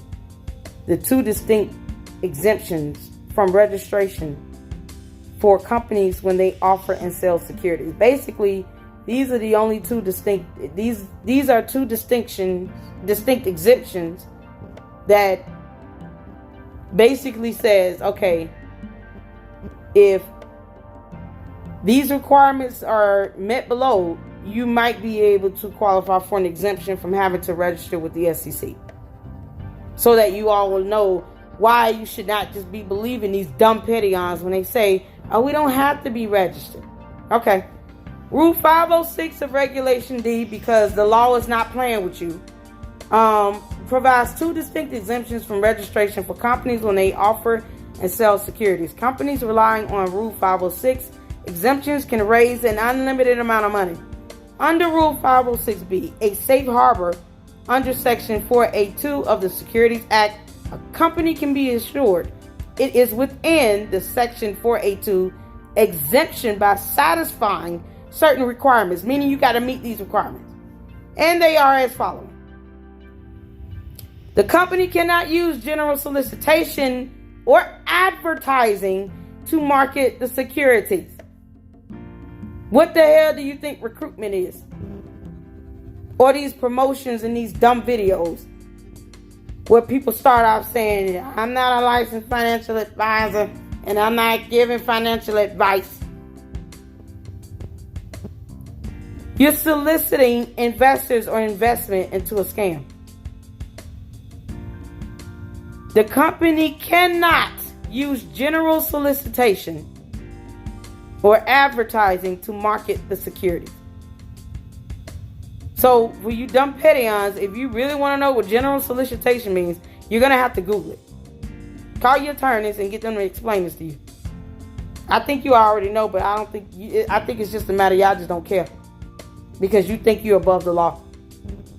No, ma'am. The Bible even says, because obviously we got to take it to church, thou shalt obey the laws of the land. Not thou shalt obey the laws of the land if you like it or agree with it. Nope. There's no exceptions to that. Thou shalt obey the laws of the land. We have laws in place in this nation. And no one's above it. You're held to the same laws that anyone else is. That any other company is. If you have exemptions or exceptions, you got to meet the requirements. Otherwise, you need to register with the SEC. Stop playing with the SEC and the FBI. They are not for play. The company may sell its securities to an unlimited number of accredited investors and up to 35 other purchasers. You all see that? Up to 35 other purchasers. Meaning 35 is the limit. How many people did we see in that file I showed earlier in that spreadsheet? That number I told you all to remember. Because it's going to become important later on. 464. Please explain to me. So far, how you think you qualify for an exemption. You certainly don't meet the first point. You definitely don't meet the second one. Because you literally exceed the maximum number of purchasers, which is 35. And you need to Google the term or click on the term accredited investors to get an understanding of what that is defined to be. Get your attorneys to explain this to you. It doesn't make sense to be willfully ignorant. All non-accredited investors, either alone or with a purchaser representative, must be sophisticated. That is, they must have sufficient knowledge and experience in financial and business matters to make them capable of evaluating the merits and risk of the prospective investment. They ain't got none of that. Half of y'all get in a video and you tell on yourselves by saying, I'm not a licensed financial advisor and I'm not giving you financial advice. So you don't meet this last point at all. You are not a sophisticated anything. You're not a purchaser representative because you constantly say you're not a licensed financial advisor. This is not financial advice. So you can't say that and then turn around and say that, no, we qualify to be a purchaser representative that's sophisticated because we have sufficient knowledge and experience in financial and business matters to make them capable of evaluating the merits and risk of a prospective investment. When you go on your videos and say you're not a licensed or certified financial advisor and this is not a financial advice. So nope, don't qualify for that one either. Companies must decide what information to give to accredited investors so long as it does not violate the anti-fraud prohibitions of the federal securities laws. You all see federal securities laws, federal laws, national. This means that any information the company provides to investors must be free from false or misleading statements. Dear God, you definitely do not meet this criteria. Because you're about to find out when I pull up these cease and desist orders exactly why. Must be free from false or misleading statements. Similarly, a company should not exclude any information if the omission makes what is provided to investors false or misleading. So if you withhold information willfully that does not give the investors the opportunity to make an informed decision because you don't want to look bad, then you definitely don't qualify for this. And more than likely, you setting yourself up for a fraud charge. Good luck to that. So, failure to disclose information is one of the premise of the fraud charge in and of itself. And we're about to find out in the cease and desist order. False or misleading statements. Good Lord. Companies must give non-accredited investors disclosure documents that are generally the same as those used in Regulation A or registered offerings, including financial statements, which in some cases may need to be certified or audited by an accountant. If a company provides information to accredited investors, it must take this information available, make this information available to non-accredited investors as well. So whether they're accredited or non-accredited, they are both entitled to financial statements and documentation. The company must be available to answer questions by prospective purchasers. Where y'all leader at? Where's she at? She leaving phone messages. What's your location? What's your coordinates? Under Rule 506C, a company can broadly solicit and generally advertise the offering and still be deemed to be in compliance with an exemptions requirements if the investors in the offering are all accredited investors, which most of you aren't. There's over 400 of you. Most of you aren't accredited investors. And the company takes reasonable steps to verify that the investors are accredited investors, which could include reviewing documentation such as W-2s, tax returns, bank and brokerage statements, credit reports, and the like. None of y'all got to give this up to this stupid scam company, so they can't say that they're actually evaluating that from all the 400 people on that stupid list. So you don't qualify. So you must be registered with the SEC. Period. You don't qualify for any of these stipulations. You do not meet any of these stipulations, NovaTech. You dumb petty-ons. Y'all don't meet it. The law is not for play. And no one's above it.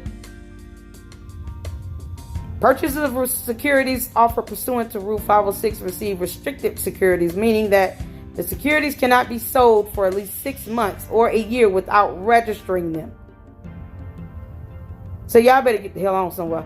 You got to register with the SEC, or you need to shut this nonsense down. You and your coat sheet sit in prison together. All y'all can share a cell together if you want for the rest of your lives. Since you die hard promoters. Hey, I don't care. Lock me up. Take me to jail. I want to go to jail. What's wrong with you? Shut up. It's stupid. It's dumb. You shouldn't even want to even think about even being investigated, let alone talk about, hey, we go to prison, oh well. You're an idiot, and you should probably go to prison and not take anybody else with you and sit in that prison cell by yourself for the rest of your life. Enjoy your 1 hour of yard time. All right, so we diving into this. Here's the cease and desist order. I'm not going to read the whole thing. You know, there are a lot of other videos that was posted out where, you know, this was done, and you guys can pull it up for yourselves and read it. But thank you to the state of Wisconsin for doing this, because, you know, hopefully the remaining states will follow suit. And the SEC need to hurry the hell up. So the Department of Financial Institutions, Division of Securities, having legal authority and jurisdiction to administer and enforce the Wisconsin Uniform Securities Law, and that's the statute. This is basically the Chapter 551 Rules and Orders. Having determined that this action is necessary and appropriate in the public interest and for the protection of investors. What I tell you all, every country has the right to protect its citizens, its investors, and its economy. You all understand why I keep recycling this information? Because it comes back full circle. Because I know what the hell I'm talking about. Because I read about the law. And that's that. So, division staff have presented evidence sufficient for the administrator to make the following findings of fact and conclusions of law. So the first part is the findings of facts. It's basically, okay, this is what we have in documentation and writing. These two morons got this address on here for 1801 North Flagler Drive, apartment 129, West Palm Beach, Florida, 33407. Okay, hold on. So let's look that address up. And I did. And here it is. 1801 North Flagler Drive, apartment 129, West Palm Beach, Florida, 33407. Which y'all see here on the side over here. What's this? Pending. What's pending? This, first of all, this damn thing is $405,000. And you only get 1,071 square feet, 2 bedroom, 2 bath. It's a condominium. My God. So y'all see the pictures that I'm scrolling through here. It's nice, but it's only 1,071 square feet. It's like luxury living. And then you see here,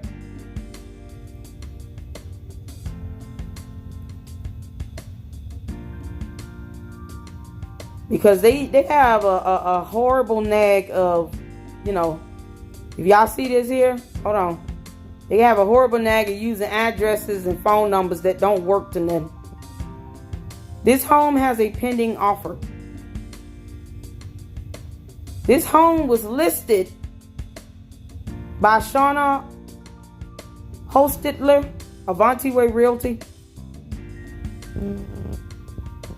Listing updated March 27, 2023 at 3:31 p.m. Now, we just saw that cease and desist, this address on it, last known address as of the date that this cease and desist order was issued, which was April 4th. This listing was updated March 27th, put up for sale. There's a pending offer on it. So, where the hell they at? Because they're not here. Look at this. Listed for sale on March 23rd, 2023. Pending sale March 28th, 2023. And it's still pending. How they living at an address that's up for sale and is not currently occupied? That went up for sale March 23rd. Last known address was this address here with the same apartment number. Listed for sale March 23rd. Now, if you're thinking, well, maybe they're in the process of buying it. Okay, so why would they use an address for a condo that they have not actually officially purchased? Because that's not how that works. You should not be providing this address to the courts, and you have not even purchased and moved into this residence at this address. Because anything can happen. What if something happens and they don't actually follow through and actually purchase the condo? Mind you, the order was issued April 4th. It was not created April 4th, though. You got to give the government agency or the court that issues the cease and desist orders time to investigate, gather evidence, and documentation. So when they started that, trust me, it's been a few months in the making. Why would they give an address to a place that they are not residing? They have not resided at least since March 23rd, if that's the case.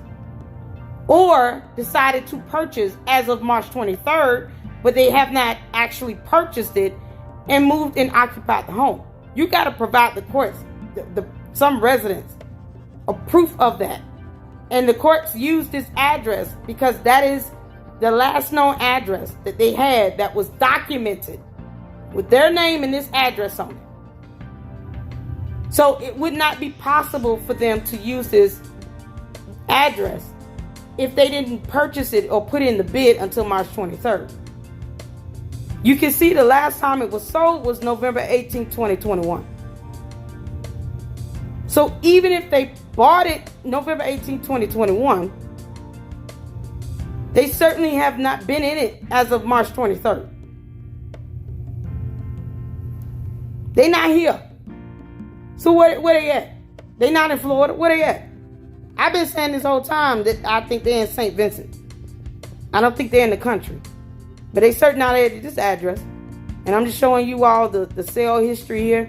You can see how far back it goes. When it was listed, put up for sale, pending sale, when it was sold. You know, you see this pattern here. So I'm just, we go all the way back to 2018.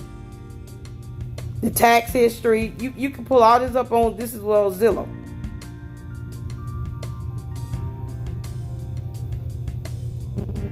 So obviously this address here, either they gave them a fake address or they have not lived at that address as of March 23rd. Come on now. That Paul J. Dorenzo, that promoter, adult male in Pennsylvania with last known address, and the street address is there. Y'all can read that on your own. None of the above respondents have ever been registered to offer or sell securities with the division, which is this financial division, the Securities and Exchange Commission, the SEC, which is our federal government agency that oversees anything that relates to the stock market, securities trading, any of that. Upholding and enforcing federal laws that are national, that apply to the entire country, not just 2 states. Because that's not how the hell that works. Or the Financial Regulatory Authority, FINRA, which is another government agency. So here they set the tone to kind of build the character of these, defendants. They're basically saying their lengthy history of bankruptcy and civil judgments prove that they're not even fiscally responsible. That they suck. They owe money to a lot of people.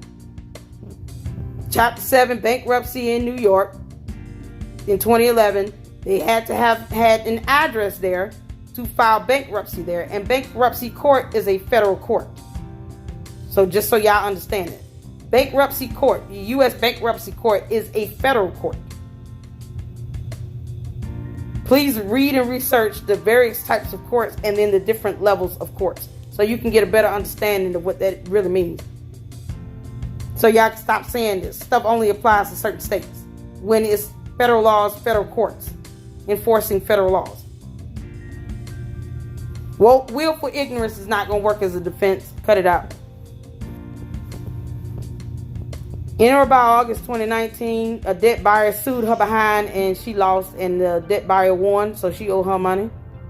In or about July 2018, a mortgage lender sued them idiots, and the mortgage lender won that case, so, yep. In or about April 2018, a credit card issuer sued that heifer, and she lost, so she got to pay $11,776 back. A judgment was entered against Cynthia Petition.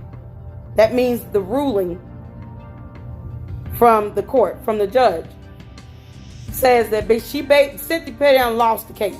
How about that? It was entered against her. She lost. The credit card person won. Then, in or about October 2017, credit card issuer sued her husband in a county court. Once again, please read and research the different levels of courts. The judgment was entered against him. He lost. And now he owed $4,740. Why the hell y'all can't pay this off? Why y'all can't pay this? Y'all claim to have millions. Y'all claim to have access to millions of dollars. Y'all wealthy and all this other stuff. Why y'all can't pay y'all debt? What's wrong with you people? The Bible says, give to Caesar what belongs to Caesar. Give to God what belongs to God. You should be paying your debt. It's horrible. Yeah, I just, the fact that they're willing to uphold and violate court orders and uphold some stupid scam against court orders, it still baffles my mind. Because these court orders are also enforcing federal laws from the SEC, where you need to be registered with the SEC. And I've already showed you all the exemptions that they still do not qualify for. So, you need to register. Or go sit down somewhere. You really need to turn yourself in. That's exactly what you need to have. Take your ass in. Just turn yourself in. Good Lord. Don't piss off the FBI. They are not for play. Investment packages. That's why I showed you all that document in the beginning of the video. So you all can see these. Understand why these charges, these accusations are listed here in this order. They started holding itself out as a cryptocurrency foreign exchange currency trading firm, which would use investor funds to trade crypto and foreign currencies to generate returns to NovaTech investors with higher rates of returns for investors who purchase more expensive investment packages through its website. And I pulled that document up. First thing I did was pull that up. So it comes back full circle so you can understand why it's listed in this cease and desist order. On or about August 9, 2022, Central Bank of Russia issued a securities fraud warning concerning the two morons and her brother. Actually, it was NovaTech and two morons. And Bank of Russia is not playing with y'all. They are not playing. And I already told y'all that several times. And that's all I'm going to say about it. On or about October 11th, Canada, the British Columbia Securities Commission, issued securities fraud warning in October 2022. So they got a securities fraud warning August 9th, 2022. This is how ridiculous they are. They got a securities fraud warning August 9th from Russia because they pissed them off. And once you land on their radar, you never get off their radar. And then turn around in October, same year, and get an actual securities fraud warning from Canada.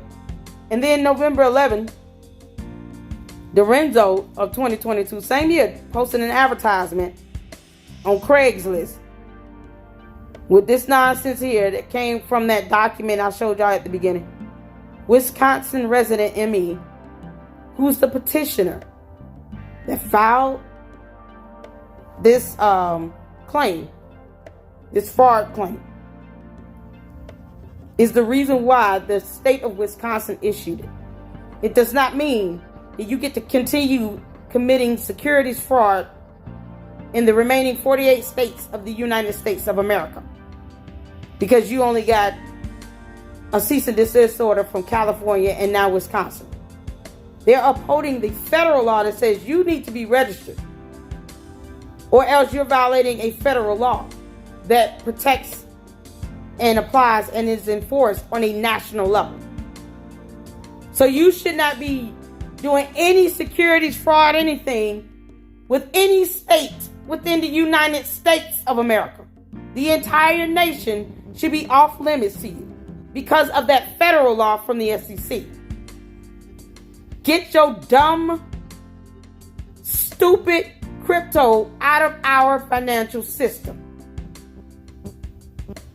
Take that over there to St. Vincent and the Grenadines. Let them deal with it. All right. So it just goes through basically what we read on the website earlier about how the dialogue started with the Emmy v. Dorenzo, what happened, how much money he paid, how much money he was told he would get back, these investor programs, bonus programs. The only way this scam works, people come in with money, and that's it, because you're not offering services or products. And there's no proof of trading, because our website is fake. Yep. So they got a cease and desist from California, November 11, 22. Oh my God. December 1, 2022, Emmy asked Dorenzo in an email about the California desist and refrain. Dorenzo told Emmy he was aware of the order and the fraud allegations it contained, but did not elaborate further or provide any additional information. Willful ignorance is not a defense. It's not a defense. So he said he was aware, which means all of you that mention in your dumb videos, oh, I know, I heard about that, and you still promoting this scam, guess what's going to happen? Keep playing with the FBI and SEC if you want to. They are not for play. Come on now. He couldn't elaborate further because he didn't want to admit that it's a scam. And that is a valid, or first of all, you don't have a choice but to abide by the court order. You don't have a choice. You don't have a choice. It's not an option. And pretending that it does not exist is not a defense. You really should be thinking about, if I had to face charges and go to court, what the hell am I going to say to defend myself when I've got videos, social media posts, comments, text messages, emails, phone calls, Zoom presentations of me promoting this scam, knowing that these cease and desist orders are in effect and being upheld and enforced. Keep on ignoring it if you want to. Y'all just making yourselves look bad. Boy, that DA gonna tear y'all behinds up. The prosecutors, boy, they gonna rip y'all to shreds. Now, I hope they live stream all that. Boy, they gonna tear y'all behind up. They gonna rip y'all a new one. No. There are at least 270 NovaTech accounts held by persons located in Wisconsin. You all need to file a claim under this order because she is ordered to pay restitution. So y'all need to file a claim under this order. Oh, before I forget, let me go back. Let me go back here.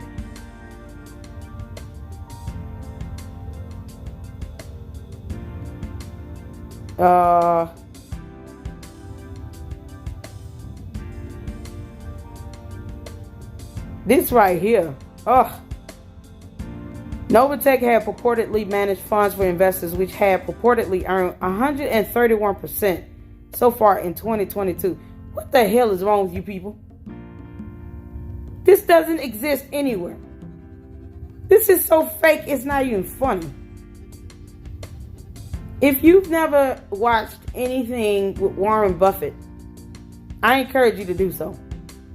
That man said in a good year, in a great year, he could typically get an ROI of 12 to 15%, and he a billionaire. The best way he has gone about investing is that he invests and buy stocks in undervalued companies. Meaning, at some point, the stocks are going to rise up because the value of those stocks are going to go up. Because you're going to have consumers willing to invest, purchase products, goods, and services from that company. He even admitted, you do not see anything in a fantastic year past 12 to 15%. 131%. Even the Lord sitting on the throne is like, that math is blowing my mind. And I'm the creator of all things. That math is blowing my mind. Are you kidding me? Ugh.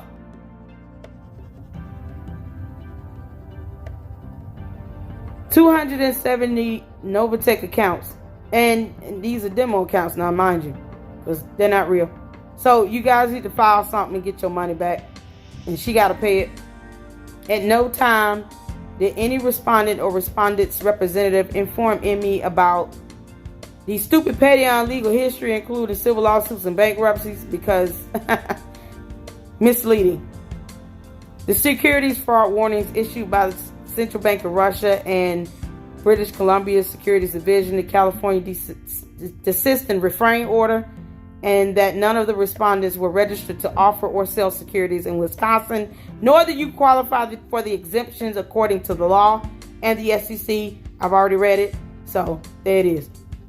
NovaTech posted numerous videos to YouTube with these two morons representing to viewers that NovaTech was registered as a hedge fund, broker-dealer, and investment advisor between 2020 and 2022. Lying their behind off, hell is still high. So basically, that's part of wire fraud.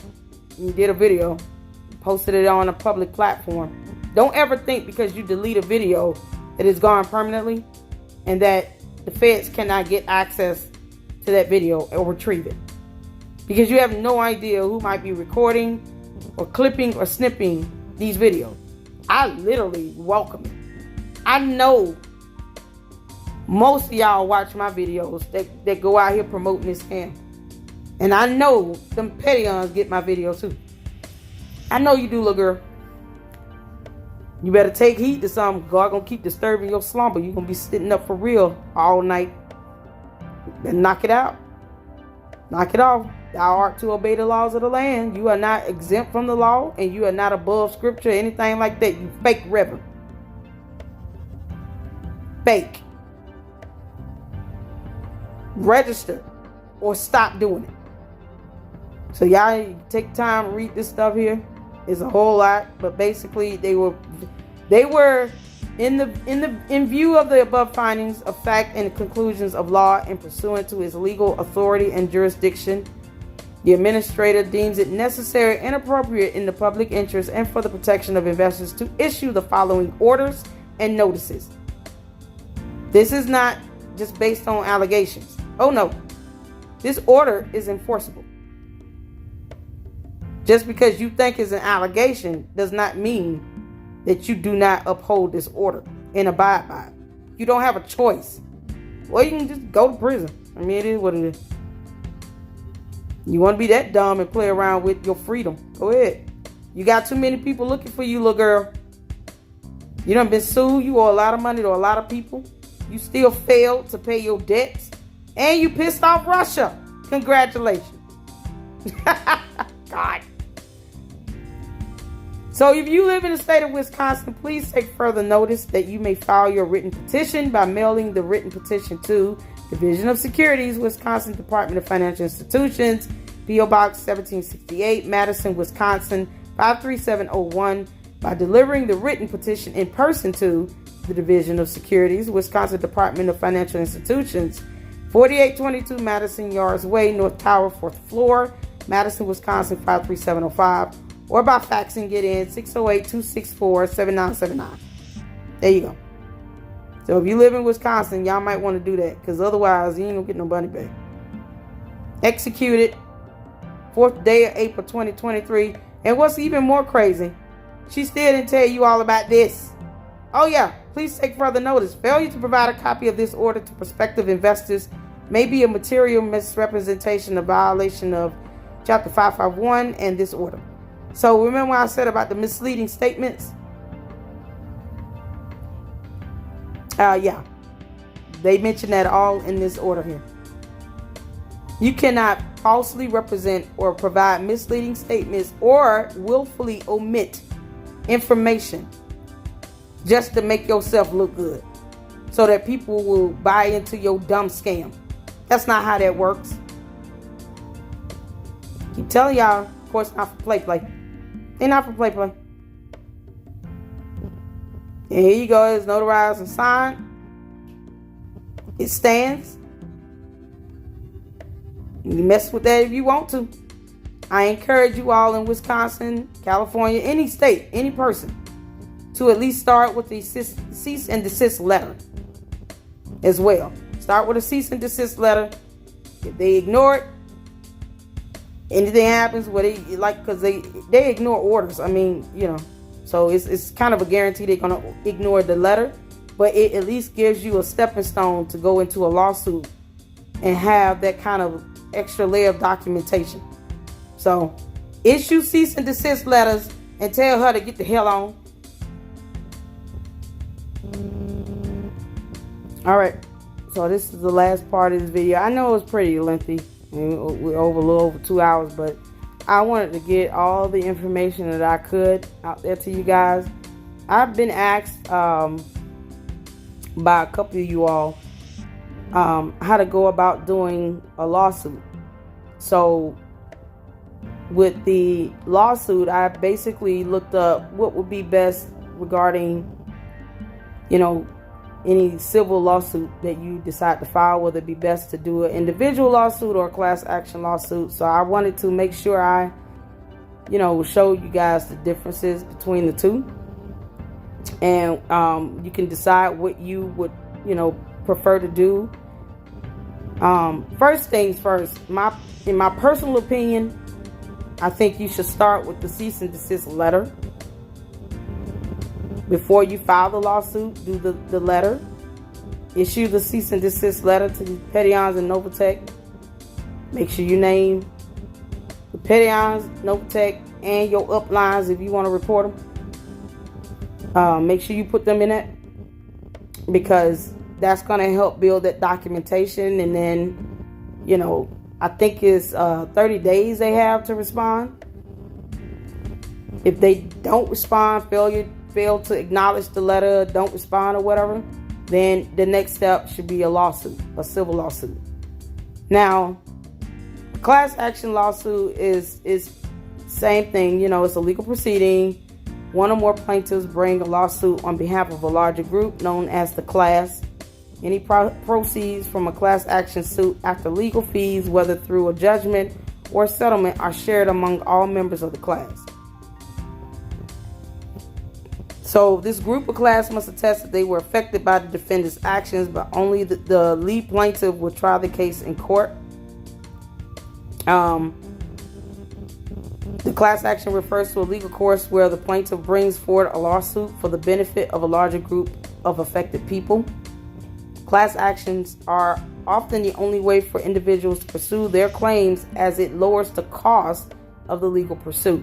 So you basically, if you do a class action lawsuit, then you guys would, if it's, let's say if it's 10 of y'all in a group, you got an upline and then 10 downlines or whatever y'all want to sue, y'all would share the cost of court fees, filing fees, attorney fees, because more often than not, you actually end up getting, one or two attorneys that represent the entire class. So it's not as if every person in that class needs an individual attorney. If you do it that way, you might as well just file an individual lawsuit. So for many of you that have groups that came into this scam and it's 10, 20 of y'all or whatnot, it might be easier and more efficient to do a class action lawsuit. It will be the same process. You can get an attorney. You got to split the cost of the attorney fees. Let the attorney know you would like to file a petition for a civil lawsuit, class action. And then, they tell you what the charges or rate is for that. And then, of course, they're going to include their attorney fees, court fees, any other legal fees in the lawsuit itself. But oftentimes you have, one or two main plaintiffs. Like if you are the one that decides, okay, I'm the upline and I got 10 people underneath me, then the upline could be the lead plaintiff. However, everyone in the group, in the class, would have to fork over the expense and share. You guys can split it up equally, divide it amongst a number of people in the group. But I would also do the same thing when it comes to a judgment. So if you win your case, whatever the settlement or the judgment is, or if they decide to settle and not even try to do a trial or anything like that at all, then that judgment, that money, whatever money you get awarded, is split amongst everyone in the group. I would recommend splitting it evenly. So you'll see why when I go down through the options below. But class actions are often the only way for individuals to get a lower cost of the legal pursuit. If the plaintiff wins, awards are paid out among members of the class, though not necessarily equal amounts. So if you can agree to just split it equally, if it's 10 people and then the upline, it's still 11 of you all. Just split it amongst 11 people. You get 100 grand, 200 grand or whatever. Then just divide that up amongst 11 people just to keep it even. If you do decide you don't want to equally distribute the amounts, then at least let it be based on the amount of money that you paid into the scam. So if one person paid $1,000, another person paid $2,000, another person paid $500, then just get the amount that you paid into the scam, because you still got to prove that this is the amount you paid into the scam. This is the amount of money you lost. And then if there's any punitive damages and, emotional distress, anything like that, you can factor that in and just let that be like one big rate, like one big amount that you request for those types punitive damages or whatnot. So I would recommend you either do it equally or you do it based on what you paid into the scam. So that would be the best way to do it and most fair way to do it. In finance, class action lawsuits are often brought against companies where the class is the company's shareholders. So doesn't mean you can't do it. It's just oftentimes this is what you'll see when it comes to if it's like an investment or something like that, the shareholders are usually the ones that do a class action. Understanding the class action, so you get class action lawsuits represent groups of individuals who may be customers, employees, investors, or patients with a similar legal claim against one or more defendants. Lawsuits certified by the courts with jurisdiction as class actions if they meet criteria spelled out in a legal rule known as Rule 23. So Rule 23 gives you the requirements of eligibility to be able to actually be certified by the courts as class actions. The criteria include the existence of a class of claimants large enough that considering their similar claims outside of the class action would be impractical or inequitable. A court order certifying a class action must specify the class claims, issues, or defenses, and must appoint the class counsel. So basically, all of your grievances are going to be the same. What you're petitioning in the lawsuit is going to be based on the same issue that you experience or the same grievance that you have. You lost money to a scam, and you're not able to get your money back. So since that's pretty much the premise, and that is the similar or shared grievance amongst everyone in that class, it will make sense to do it that way. You guys can also going on. It's Investopedia, but you can read more about the history of it and the benefits to it. You know, it's basically cost effective. You know, you're splitting the cost for court fees and legal fees and court filing fees, all those things up front that you have to pay up front, and then you can add on the compensation for reimbursement on the back end if you win your case. So if you guys come together and the attorney fees end up being what, $10,000, you split that amongst 11 people, then you can request to get that reimbursement for your attorney fees and any other legal court fees that you paid up front. Get it back on the back end in your judgment. And most attorneys will recommend you do that anyway if you get an attorney. So most times they'll recommend you do that. Let's see. And basically, I mean, other than, you know, sharing the cost for the litigation, you know, you have also a greater chance of successfully pursuing the claims against a defendant in a class action even when representing a class, members may choose to opt out of any eventual settlement and pursue their claims individually. So you still have that option. If you start off with a class action and you realize, I'd rather just, you know, go file a lawsuit and do this individually, you still have the option to opt out and do it on your own. So it's not like you must do it if you start off in a class action, you got to stay in it. No, you can opt out of it and then pursue charges against the defendants, you and your attorneys, as an individual lawsuit. One of the things that I think will be best, or why I think it will probably be best, is because it also increases the chances of you all getting something back. Especially if the amount that you paid out was really low. Especially in a situation where, if you think about the math, the court fees and filing fees and attorney fees may outweigh the money that you lost to the scam. So in those situations where, you know, the amount you've lost and the amount you're asking for in return might not be worth it if you did it on your own, that would be one of the reasons why a class action would be more beneficial. Because you can split the cost and try to lower what you pay up front, and then you can always get it on the back end through the judgment. So you might be able to walk away getting your money back, being made whole, and then not having to spend so much money out of pocket because you're splitting those fees amongst everybody in the actual class action. So that might be something to consider as well.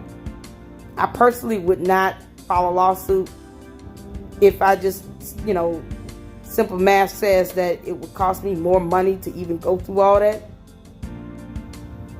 than what I actually lost in a scam.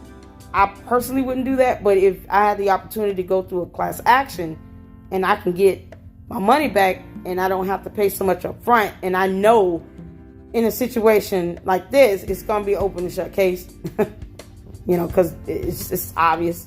But, I mean, it's hard to argue against a cease and desist order. 3 of them. It's hard to argue with that. Plus, other security warnings, plus all their lawsuits and bankruptcies. It's just hard to argue with all that. So, and then you guys can see the type of class actions. Securities litigation, which, you know, would apply. Civil rights, school funding. So you guys can see all of that. You know, they had a Enron, the victims of Enron filed the class action lawsuit as well. And like I said, I watch documentaries.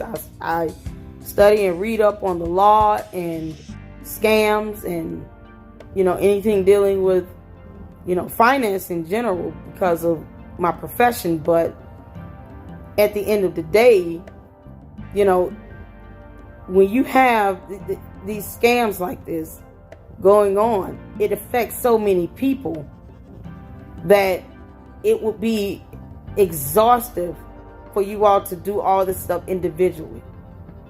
It might be more stressful trying to go through the process of filing a lawsuit. Especially, like I said, if the money you paid is not really worth pursuing when your fees cost more. It can become a really stressful process if you're doing it on your own. And even the people who did a class action against Enron, which was, good Lord, one of the most infamous top 5 scams in the country.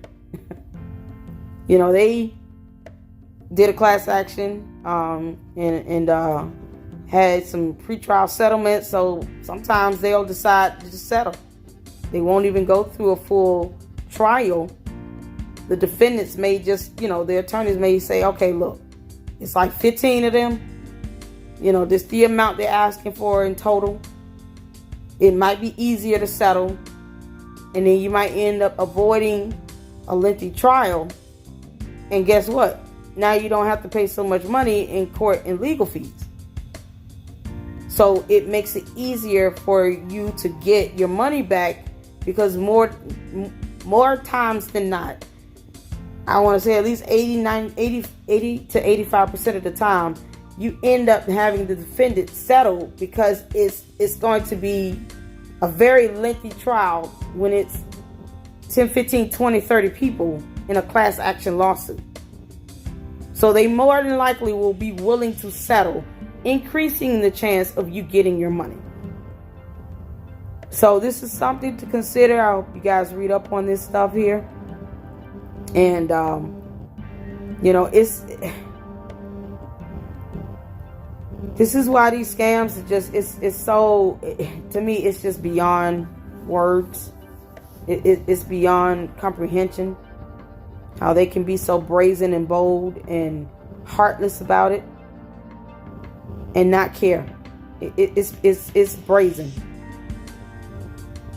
But I encourage you guys to please do your due diligence. And, you know, I think that it might be more beneficial, like I said, depending on how many you all in the group, you know, for you guys to do a class action. You will still get an attorney, and they will go about it doing the same route. They're going to apply that general rule to make sure that, you know, you meet the criteria. I think the more the better, because the easier it'll be for you guys when they see 50 people filing a class action lawsuit versus, you know, 5 or 10. They're definitely not going to want to go through a trial. And I mean, you're talking about Enron, they had millions of dollars. So, but do your due diligence. This was a very long video, but it was necessary, because I have been saying all these things in my other videos about what was going on and what was going to happen. Legitimate investment companies don't get cease and desist orders. Giving out them dumb disclaimers in the beginning of your video means nothing to the law. Based on the law and the federal laws being upheld and enforced, it's irrelevant. There's no exception. There's definitely no wording saying that you're good, you covered if you say that. Nope. That's not how laws work. Willful ignorance is not a defense. So I just wanted to, I know this was pretty lengthy, but I wanted to get the information out there so you guys can see where I was getting this information from based on my research and why I was saying the things I've been saying in all of my videos about NovaTech. Reading is fundamental, and all I getting is some understanding. And if you have questions regarding the law, how it is interpreted, case laws, any of that, call an attorney and ask a lot of questions. Some of them will do a free consult, like 30 minutes to an hour. Use that opportunity to get questions answered, to get some information. Some of the hardest charges to defend are those white collar crimes. Do not think that it's going to be a walk in the park, especially when you've never been charged with these types of crimes before, these types of charges. If you've never been to court for this stuff, it's going to be a rude awakening for you. Don't get in these videos and get hard. Like you can just go to court and go to, you know, oh, if that's what happens, then it's all good. You're an idiot. You should not, if you got kids, you should not want to raise your babies behind bars. You should not want to have to abandon your family over a scam. It's greed. Cut it out. It's not going to profit you anything if you got to go to court, because guess what? That little money you thought you got from this scam, you're going to have to use that for court fees and attorney fees and legal fees. So what's the point? You're going to lose it all in the lawsuit or a fine. Wire fraud can end up easily being a fine of up to $1 million. Most of y'all can't afford that. And if you can, why in the world are you participating in this scam anyway? And then you have people at the bottom of the pyramid that need their money back. You know, they're struggling and they want their money back, and you sitting here racking it in millions of dollars. That's greed. And your day will come, you're going to have to answer to that. Take care of yourselves, take care of each other, and until the next video.